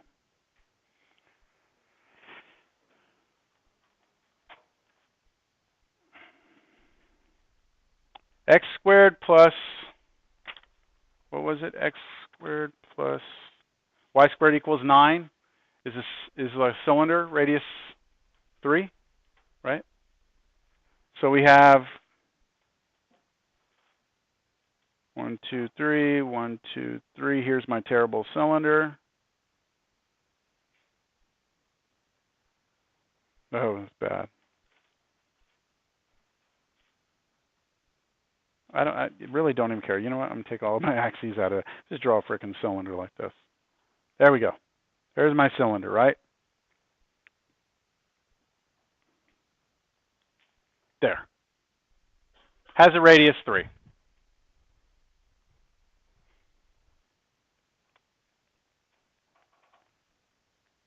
I'm trying to find the line integral of the curve that is this intersected with a plane, right? X plus, or what was it? Is it x plus z equals 5? Is that what it was? So I have some plane that's coming through here and it's slicing through this, right? I don't even really care where it is. I'm just going to put a plane coming through here and slicing through this thing. Now the plane that I'm slicing through with is at an angle, isn't it? It is at an angle. The reason we know it's at an angle is because the equation of it is x plus z equals 5, which means it's not parallel to the xy plane, right? Not parallel to the xz plane or to the yz plane, because then it would only have one variable in it, wouldn't it? So it's got some slight tilt to it. So I know that where it hits this cylinder is like a what?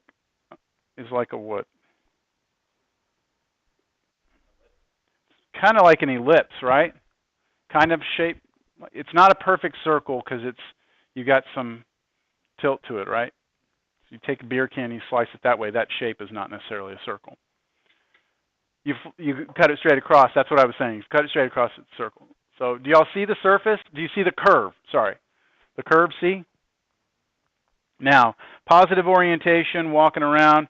I've got this normal vector sticking out of this surface that it encloses. Now, the surface it encloses is here. I didn't really put enough of a tilt on that, I don't think, to stress that it's tilted, but are you all all right with the idea that it is? All right, so think about if you don't have Stokes' theorem, you're going to have to find parametric representation of that curve and then go through all the old way of doing it, right? But if you can figure out what the curl of the vector field is and you can look at that thing and say, yeah, I know what n is, or you know that that's a special case, then you convert it to this, all right? So what are y'all thinking? Try Stokes's.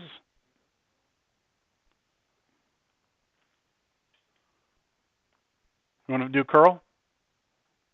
Yes? Okay, what's curl of this thing? Well, the vector field was, I don't know what it was, but can I tell you what the curl is? The curl should be 0x squared y squared. All right, that's my curl.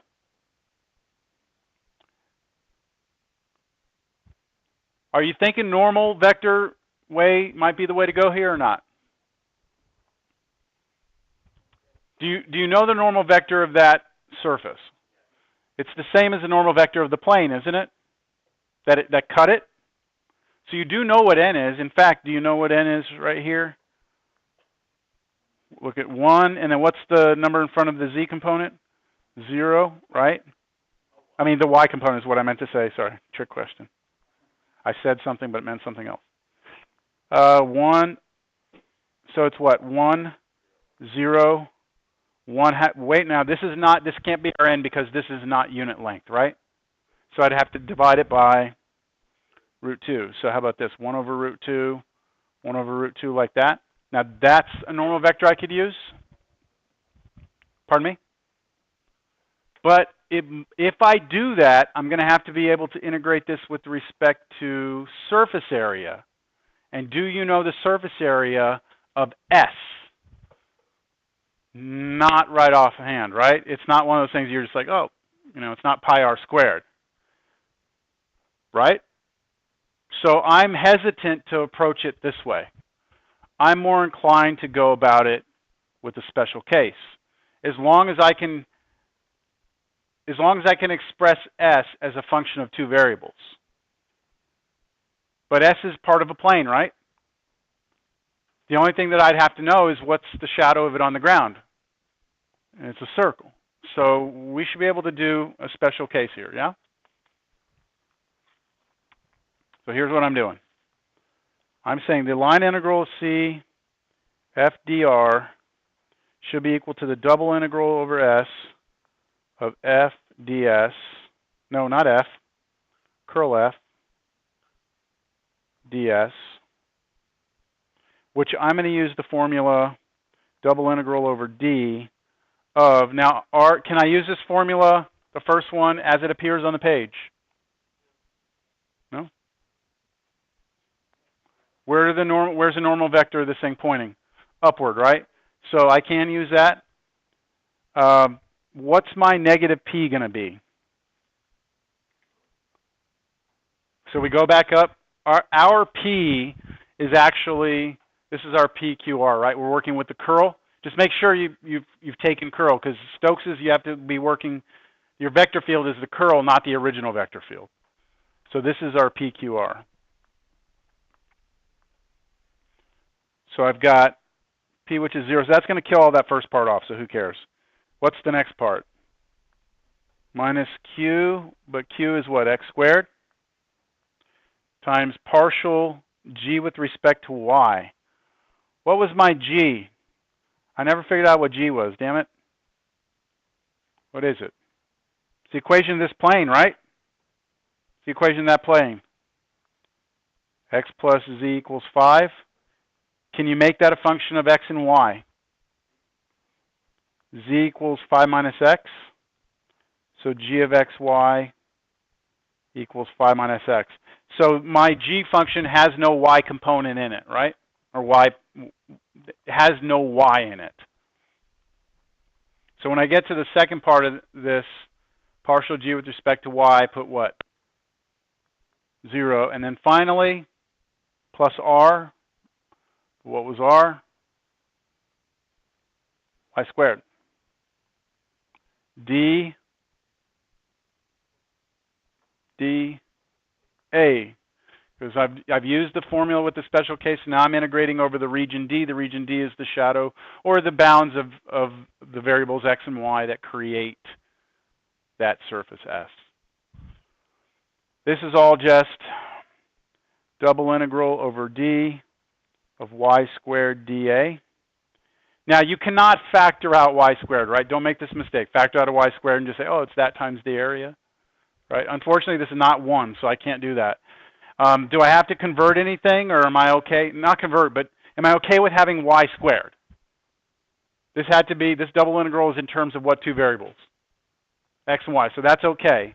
However, my region D on the ground is what type of region? That D there is a nice polar region, isn't it? So I should probably define it to be x is r cosine theta, y is r sine theta, r between 0 to, what was the radius of this thing? Was it 3? Yes? 0 to pi on my theta. And now I just convert this thing over, right? Double integral, 0 to 3, 0 to 2 pi. I did different order. Does that matter? No. Okay, then y squared, but y is this, so r squared sine squared theta times r, because I did my polar, and I have to do d theta dr because I went opposite order here.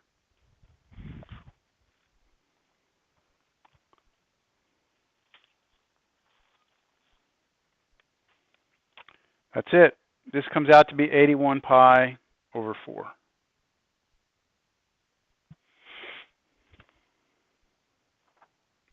What do y'all think about that?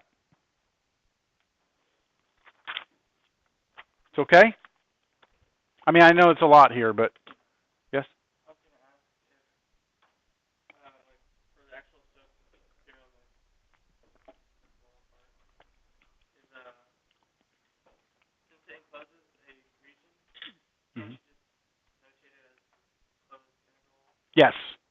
Yes, you can. I don't know if the book does it. Let me see if the book does. The question is, the curve, right? That the curve that to use for Stokes theorem has to close on itself so that it encloses the surface, right? So why not use the notation of that little circle in the integral? You could. Let me see if the book does. I don't remember that it does. Let's see.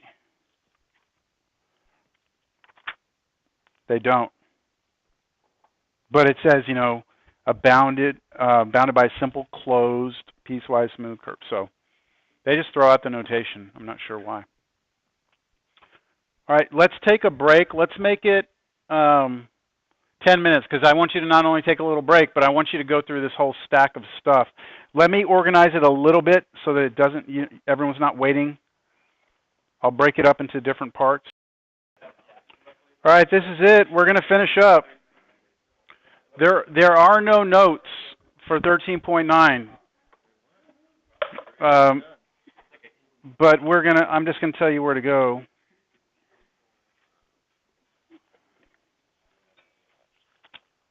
This is the last section of the book. 13.9. It's called divergence theorem.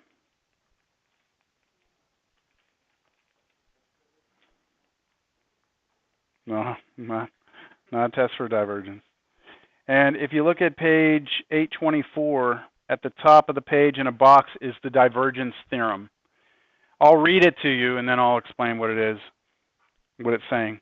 It says, let E be a simple solid region and let S be the boundary surface of E, given with positive or outward orientation. So you've got this solid, three-dimensional solid. Doesn't have to look like a cube, okay? This three-dimensional solid, which we will call E. And if it's a solid, then it has a surface, right, that encloses it. Kind of like the analogy is we just had a curve, and that curve enclosed a surface, right? Now we have a surface that encloses a solid. So if we take a look at this and we look at outward normals coming out of this thing, right, then the good old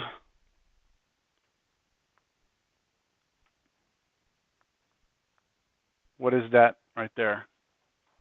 If we want to figure out this on the surface of this thing, what is this flux? If we want the flux of that, of the surface, total surface, then we will be able to use divergence to compute it. And it's the triple integral over E of div f dv. And that's the divergence theorem. This is a great theorem, as you'll see when we do our first example. Now, just as a reminder, what is div of f? So div f was the del, or the differential operator, dotted with f, right? Not crossed, but dotted, which meant we took the partial with respect to x of p plus partial with respect to y of q plus partial with respect to z of r.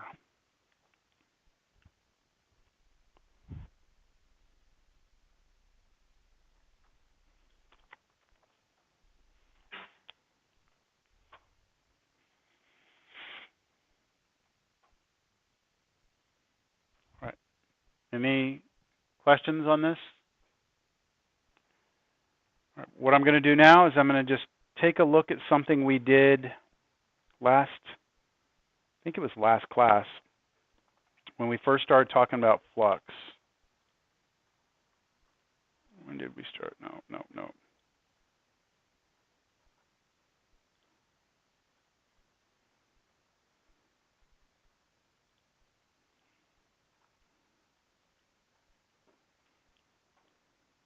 Where the heck's, there it is. Flux? No. Where the flux is it? Day 14. Oh, well, no, not. When did we do flux? I thought it was last class. It was day 13. It's got to be there somewhere. We did the flux of the unit circle, the unit sphere.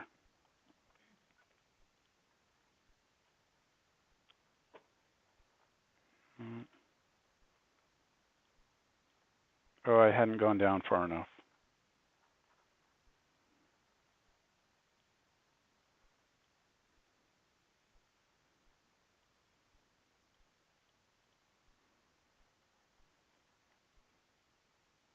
I thought this was it, and I showed that it was 0, or that I said it was 0.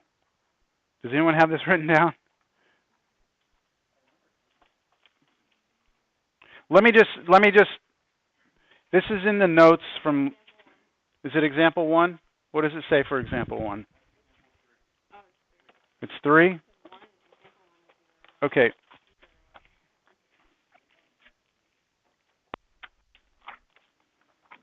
I apologize. I thought this was ready to roll, but I guess not. This is, flux would have been,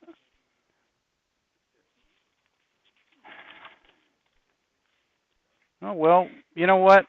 Screw it. Let's just start from scratch. Did we do it? Is it flux, though? Is that flux? Okay, example 3. There we go, yes. All right. So what, did we get an answer or no? Okay. All right, so this is the problem I did right here. Trying to find the flux given a vector field. The vector field we were given, is everyone looking at this? Example 3, it's 13.7 example 3. Find the flux of the vector field. F is y, z, x across the unit sphere. We did all this computation. What we had to do is we said flux is this. Then we used the first formula I ever gave you for flux, which was this. And that meant that we had to find parametric equations for our sphere.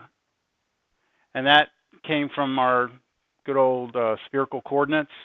We came up with that. We plugged in the different values into our vector field. We dotted them. We got to this, and I said we could figure out what that is. And we didn't even do it because it's just a pain in the ass to do this. All right? Now, today, we are going to use the divergence theorem instead to do the same exact problem. So we're finding the flux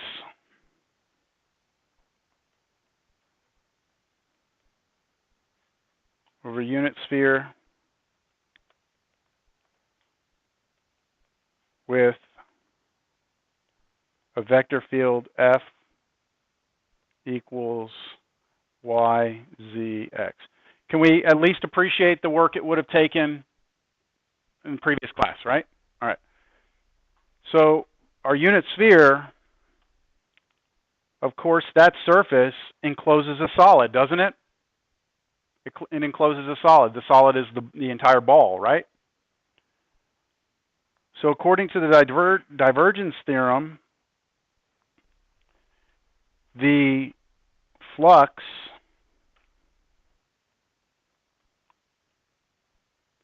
should be equal to the triple integral over E, which is the solid it encloses, of the div of F. Well, what's the div of F? It's the partial of, it's 0, right?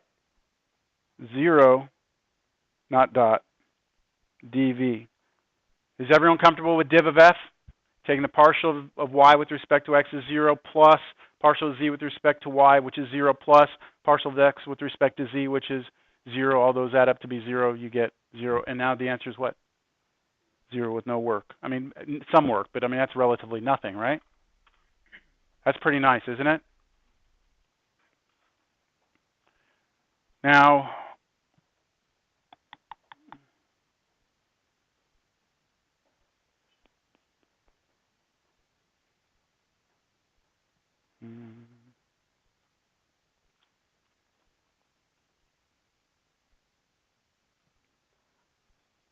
I want to do another example.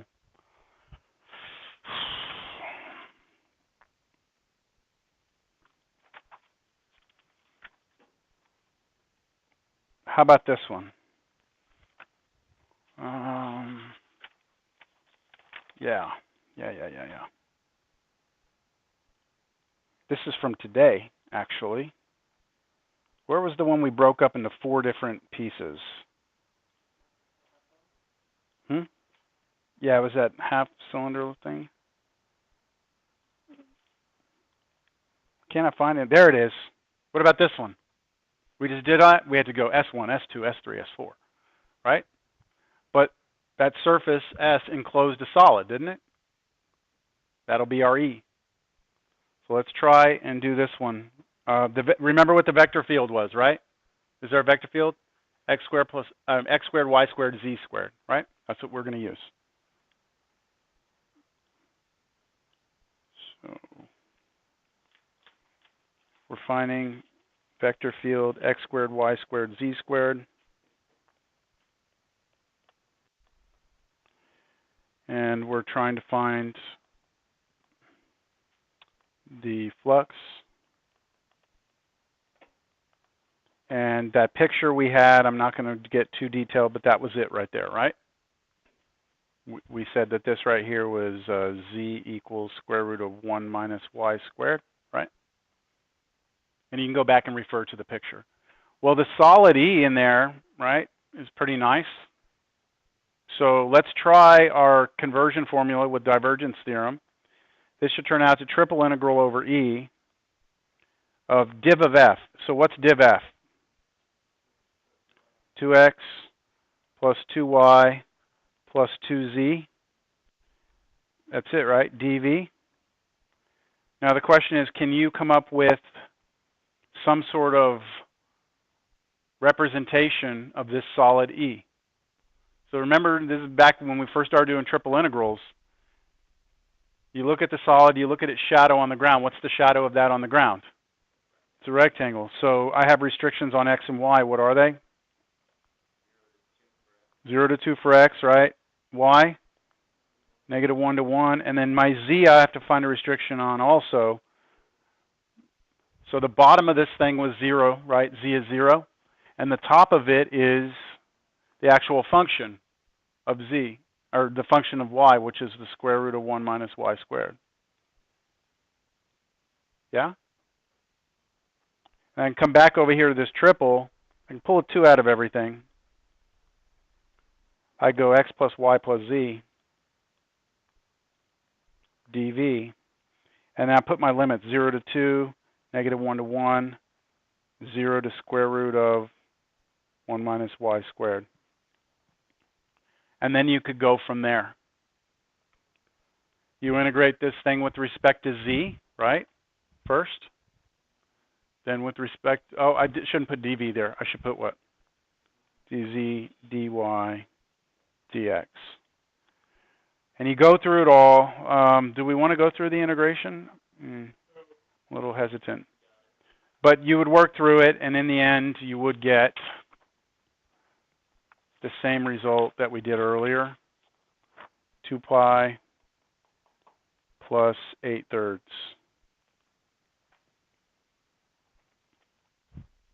Now, the integration on this might be a little bit tricky, right? Because you're going to have, in your first integration, the integrate, that'll be xz, that'll be yz, that'll be 1/2 z squared. Then you're going to plug in these two things for z. And so that first integration might be a little bit rough, but after you get through that first, not that integration, the one after, when you plug in, integrate again. So the middle integration, the middle one, will be a little bit challenging, but then after that, the one with x is pretty clean. Okay? All I'm trying to show you is that this theorem can be used to do stuff we've done before. Sometimes, like the previous example, it was like automatic. Here, we'd have to do a little more work, but is this less work than the 4 surfaces? Maybe, right? So it's just another tool in our toolbox, all right? Are there any questions? I want to look at the test. I'm done, okay? Like I'm done with material. There's nothing else. But I sent out a copy of last semester's final, right? And then I told you earlier that I posted the solutions to this. So what I'd like to do is start at the back and work our way back. And I'm not going to go through these problems. I'm just going to talk about them. Where are the solutions?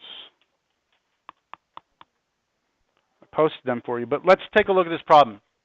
Evaluate this right here. So when you see this, what you should be thinking is, okay, whenever I see that, I've got like 3 different approaches, right? I've got a direct formula for this. I've got the N formula. I've got the special cases, don't I?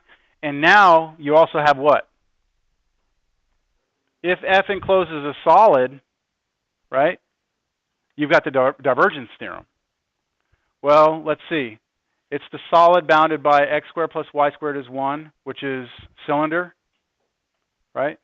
Z equals x plus 2, which is a plane, and then z equals 0, which is xy plane, right? That's solid, isn't it? I'm thinking divergence theorem here, right?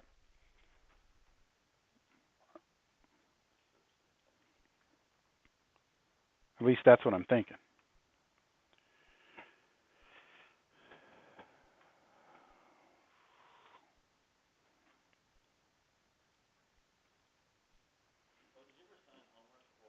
Oh, I'm glad you reminded me of that. Yes, I didn't, but I'll give that to you. Something for you to look at.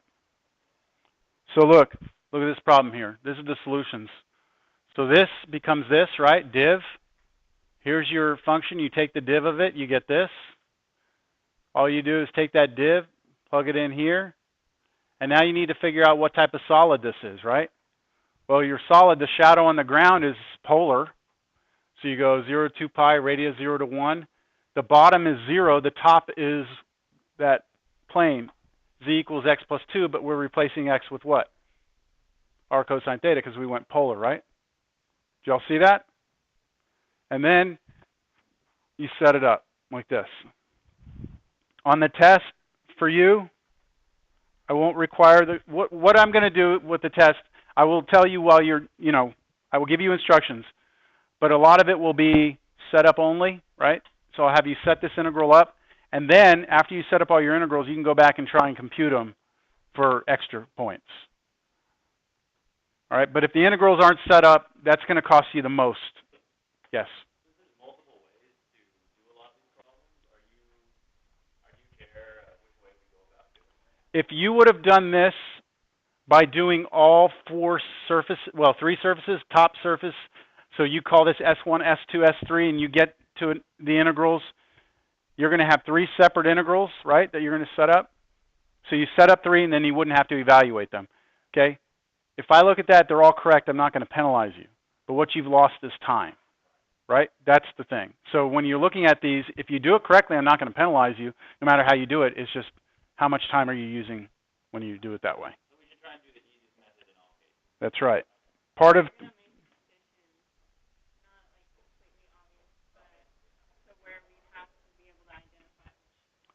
Exactly. So like on this,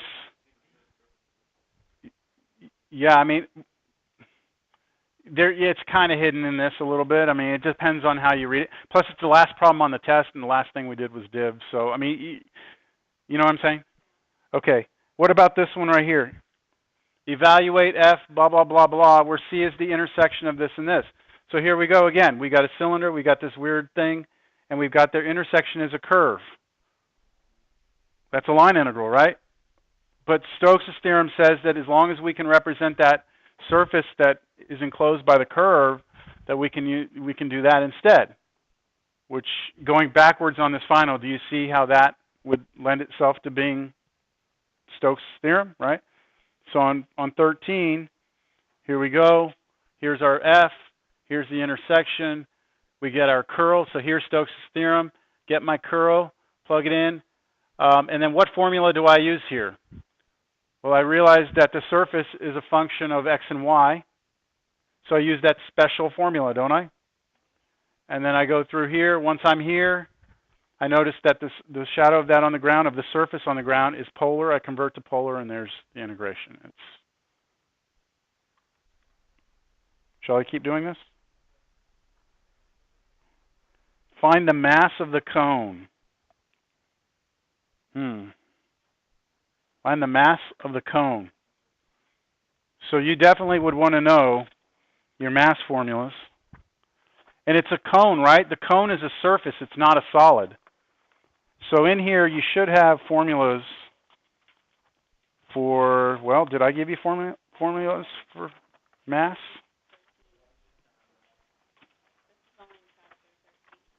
Yeah, this would have come out of 13 because it was surface area. Right? We have surface area in here?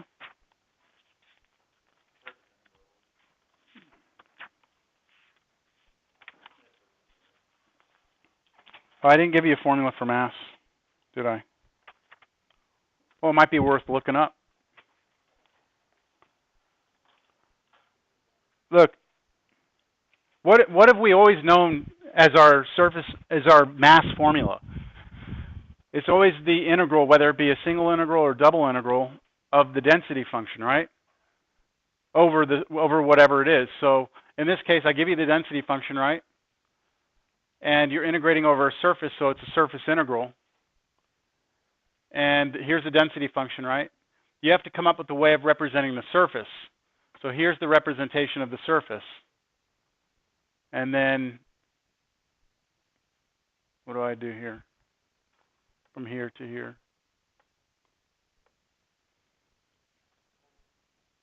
Go to polar. Yeah. I don't really see myself asking you a problem like that. But if it shows up, don't be, like, oh man, because it's right here, right? Find the flux. So what are you thinking here? What's the flux? What the flux? Is what you're thinking? You're thinking special formula. So maybe think about the cone. Is it a solid? Surface of the cone. It's just the cone, right? It's not saying the cone and put a cap on it. It's just a cone. So you cannot use divergence theorem here. Does that make sense?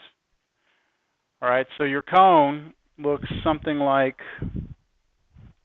what does that look like? Something like this, right? This is your S. Can you find the flux of that? Well, what do your normal vectors look like on this? Which way are they pointing? They're pointing down, right? Coming off this, they have a negative z component.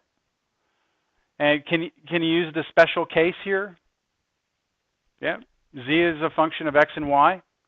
So you use that first formula on that sheet. You just have to make sure you multiply through by -1 to account for the downward normals here, right? And then what else would you have to do? Well, that's it. You have your G, you have your vector field. You use a special formula. What's the shadow of this? Do you need the shadow of this on the ground? It's a circle. So let's see if that all translates over to the work. I did mine a little different. It's the same thing. I use the general formula. Yeah, so if I were looking at this, if I were you looking at this, oh, shoot, no, because look, there's something tricky in here. Hold on.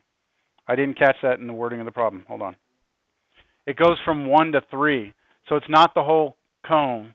It's only this part of it, which means its shadow on the ground is not a circle. But it's still a polar region, right?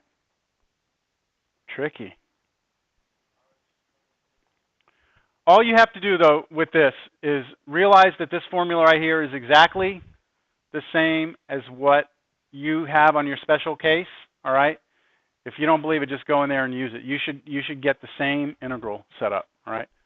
Last semester when I was doing it, I just used, I tried to use the general formula for flux as much as possible. So that was just my choice that semester. Different ways to approach it. All right, find the parametric representations. So this is just, you give me the parametric surface. Remember that handout that I gave you? And we went through how to find the parametric surfaces for each of the different, that problem is that's what you have to do. Can't have that, but you can study that. You only have 72 hours, right? 48 hours, less than 48. So here are the parametric representations of that.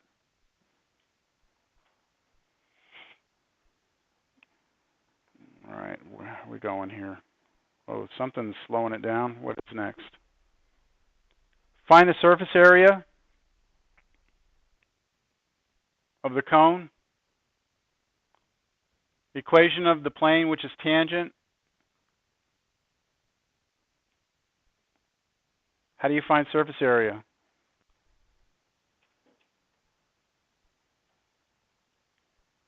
There's your formula for surface area. Here's your shadow, type 1 region.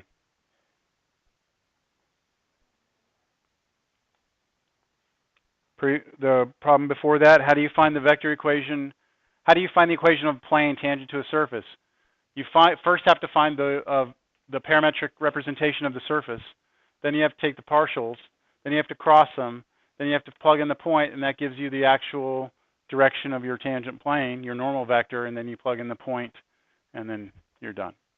We did all these in class, so I know that we talked about it. What's 7? Oh, line integral. Okay, so look, if you're looking at this one on the test, line integral, vector field, here's your curve. You should be thinking Green's theorem because it encloses an area, right, a region. It's a closed curve. So you should be converting this Green's theorem. Here's the line integral becomes Green's theorem. What's that? That's a good question. Yes or no?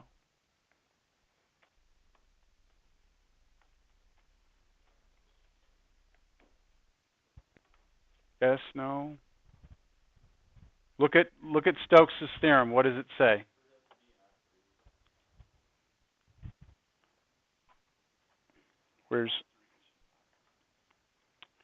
Look at Stokes. 13.7? 13.8, right?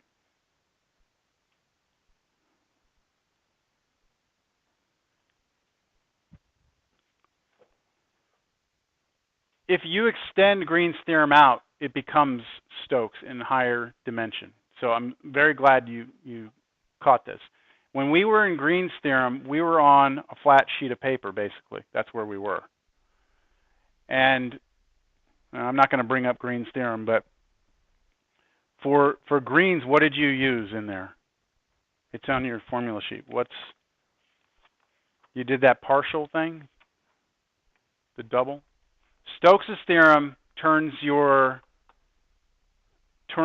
Stokes' theorem would turn your curve, that part that encloses it, into a surface, right? But in this problem, you were on a flat sheet of paper, right? You're on a flat sheet of paper. So your surface will always have a normal vector, which is what? Imagine this is Z out here.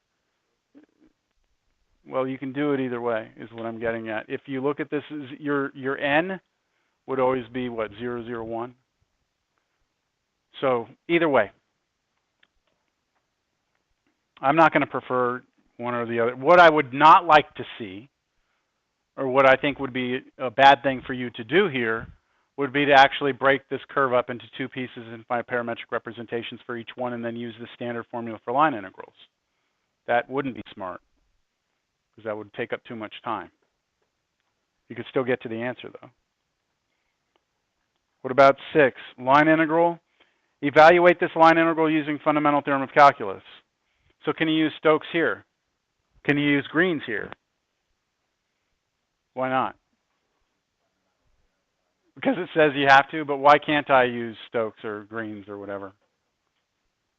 This curve isn't closed.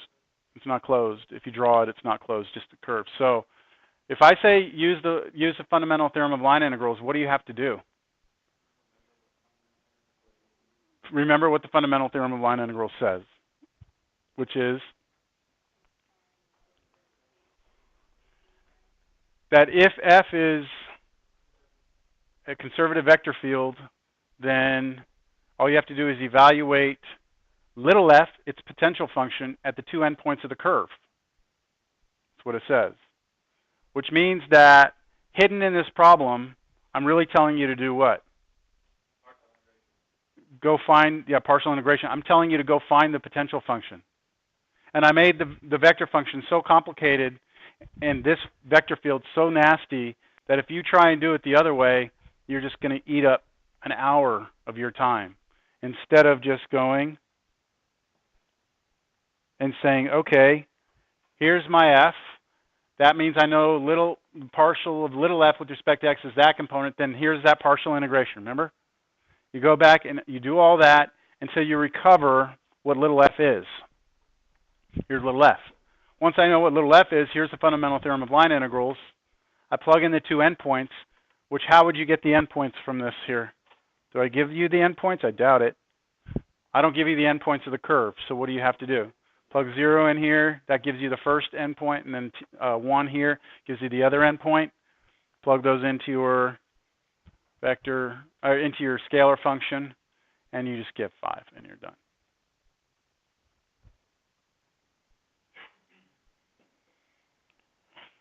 Evaluate this line integral. Okay, so here I do not tell you to use fundamental theorem of line integral. Does that mean you can't? Well, you would have to check, right? The question would be, does this have a potential function? Is it conservative, right? Remember how to check if something like this is conservative? How do you check to see if a vector field is conservative? If it's two-dimensional, it was like partial q with respect to x equals partial. Remember that? And then what if it's three-dimensional vector field? You can't use that. You have to use the fact that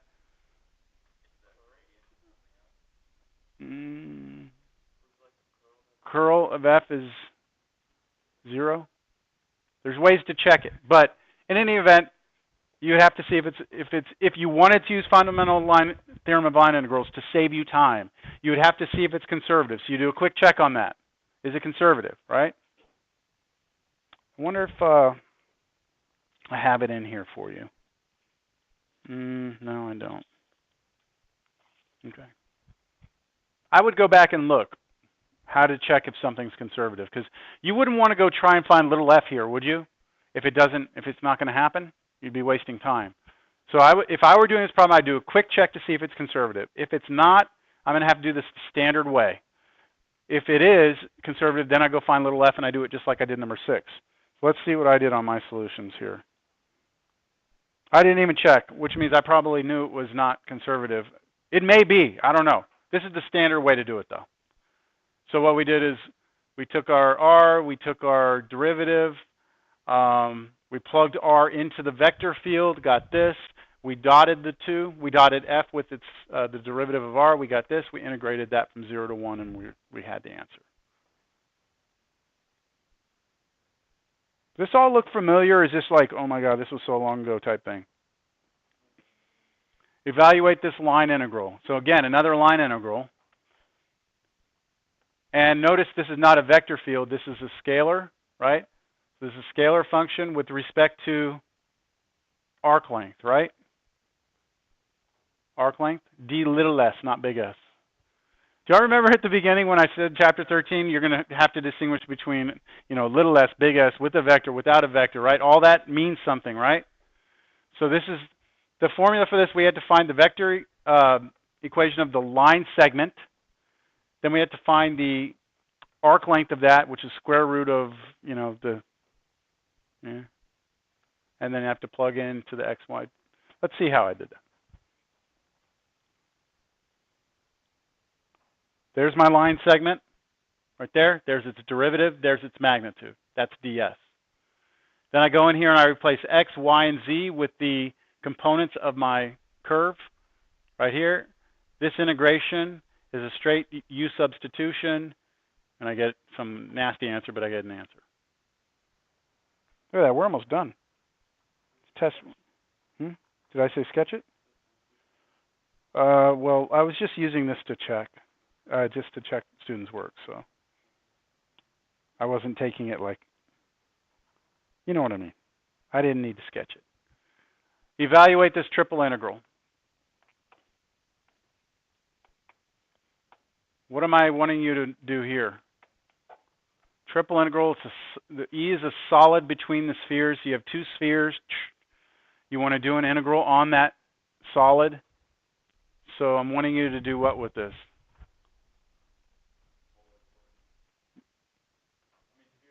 Spherical coordinates. I want you to go spherical coordinates here. Because it's a triple integral, right? Polar is like two-dimensional. This is perfectly suited for spherical. All right, here's your two spheres. So that means that your radius or rho is between 2 and 3. Your angle, you want to swing the whole way around. Your phi, you want it to come all the way down. So this will be your limits on your variables, rho, theta, and phi. And then we remember all our polar conversion stuff. Here's the spherical coordinates conversions. So when we go into the integral, the integrand, x squared plus y squared becomes this, and it simplifies to rho squared sine phi. But remember, anytime you go to spherical coordinates, you're always going to have this stuck there, right? So we have to throw that with that, and that's what I would want on the test right there. And then from the rest, that would be bonus if you could come back and do that. Evaluate this triple integral. X squared plus y squared, right? Like a paraboloid. Z equals 4. That's your solid. So if we're going to do a triple integral of z dv, how can you describe that solid? Shadow of it on the ground is a circle, right? So we're going to go to polar at some point. Right? Z on top, your top is 4, your bottom is the actual paraboloid. So you convert over theta between 0 and 2 pi, radius between 0 and 2. Your z is stuck between the paraboloid and the top cap, 4. Convert this x squared plus y squared to r squared, and now you've got your triple integral right there. Oh yeah, and what's z? You don't switch it, right? Z stays there, because you're going to go dz dr d theta. I hope this is helping by me going back. I don't know if it really is or not, but okay, number 1. I think I told you all this is a problem that is common on all of our finals during the fall and spring semesters. For you, I'm not even going to give you anything like this, because I don't know. It's a good problem, but to me, it was a group. No. But if you wanted to know how to do it, if all you're asked to do is change the order of integration, so go dx dy. The way we did this is we looked at the limits of integration to try and determine what the region on the ground looked like. We did this before. It was just so long ago. So if I say that my x is on the outside, so that means my x is between 0 and 5. 0 and... hold on. Did I write this down wrong? My x is between 0 and 5, right? And my y is between 0 and 25 minus x squared, which is this piece right here. So all we have to do is, that's a type 1 region. We need to turn it into type 2. So we need to turn our heads the other way and let our y go from what? 0 to 25, and let our x go from 0 to whatever that is solved for x, which is this. And so it changes our limits of integration. It changes the order, and it changes order here. And it actually, if you do it that way, if you try and integrate that one, it's almost impossible to do. If you change the order of integration, the integration's possible. I'm not going to ask you anything like that. Well, I have no more. My goal was to get through the book and then to be able to talk about last semester's final. The homework that I was going to suggest, from 13.7, ready? You want to write this down, or do you want me to write it down? I'll write it. From 13.7, I have here 16, 24, 30, all even problems that you can't check your answers. Oh, and 38. Oh, wait, you know what? Scratch 38. That's a math problem. I'm not going to ask you a math problem. And then for 13, oh, crap. I think I just, no, I'm right. Never mind. Sorry. 6, this is 13.8. 6, 9, 11. And then finally, for 13.9, all. Yeah, there's 30 questions. No, I'm just kidding. I don't know. Do a couple of them. I would start off, I would just do like, I'm just going to say 1 through 13 odd. Just pick a couple of problems in there and just see how you do with them, you know? Test yourself out. Yeah. I mean, you know it's divergence theorem. So you know there's really only one thing to do, right? I mean, you just take div of f and try and figure out the restrictions on the solid and see where it goes.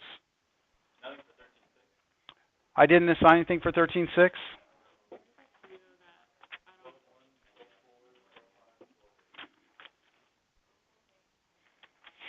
Oh yeah, nothing from 13.6. Yeah, that handout that I gave you was really like the 13.6 practice.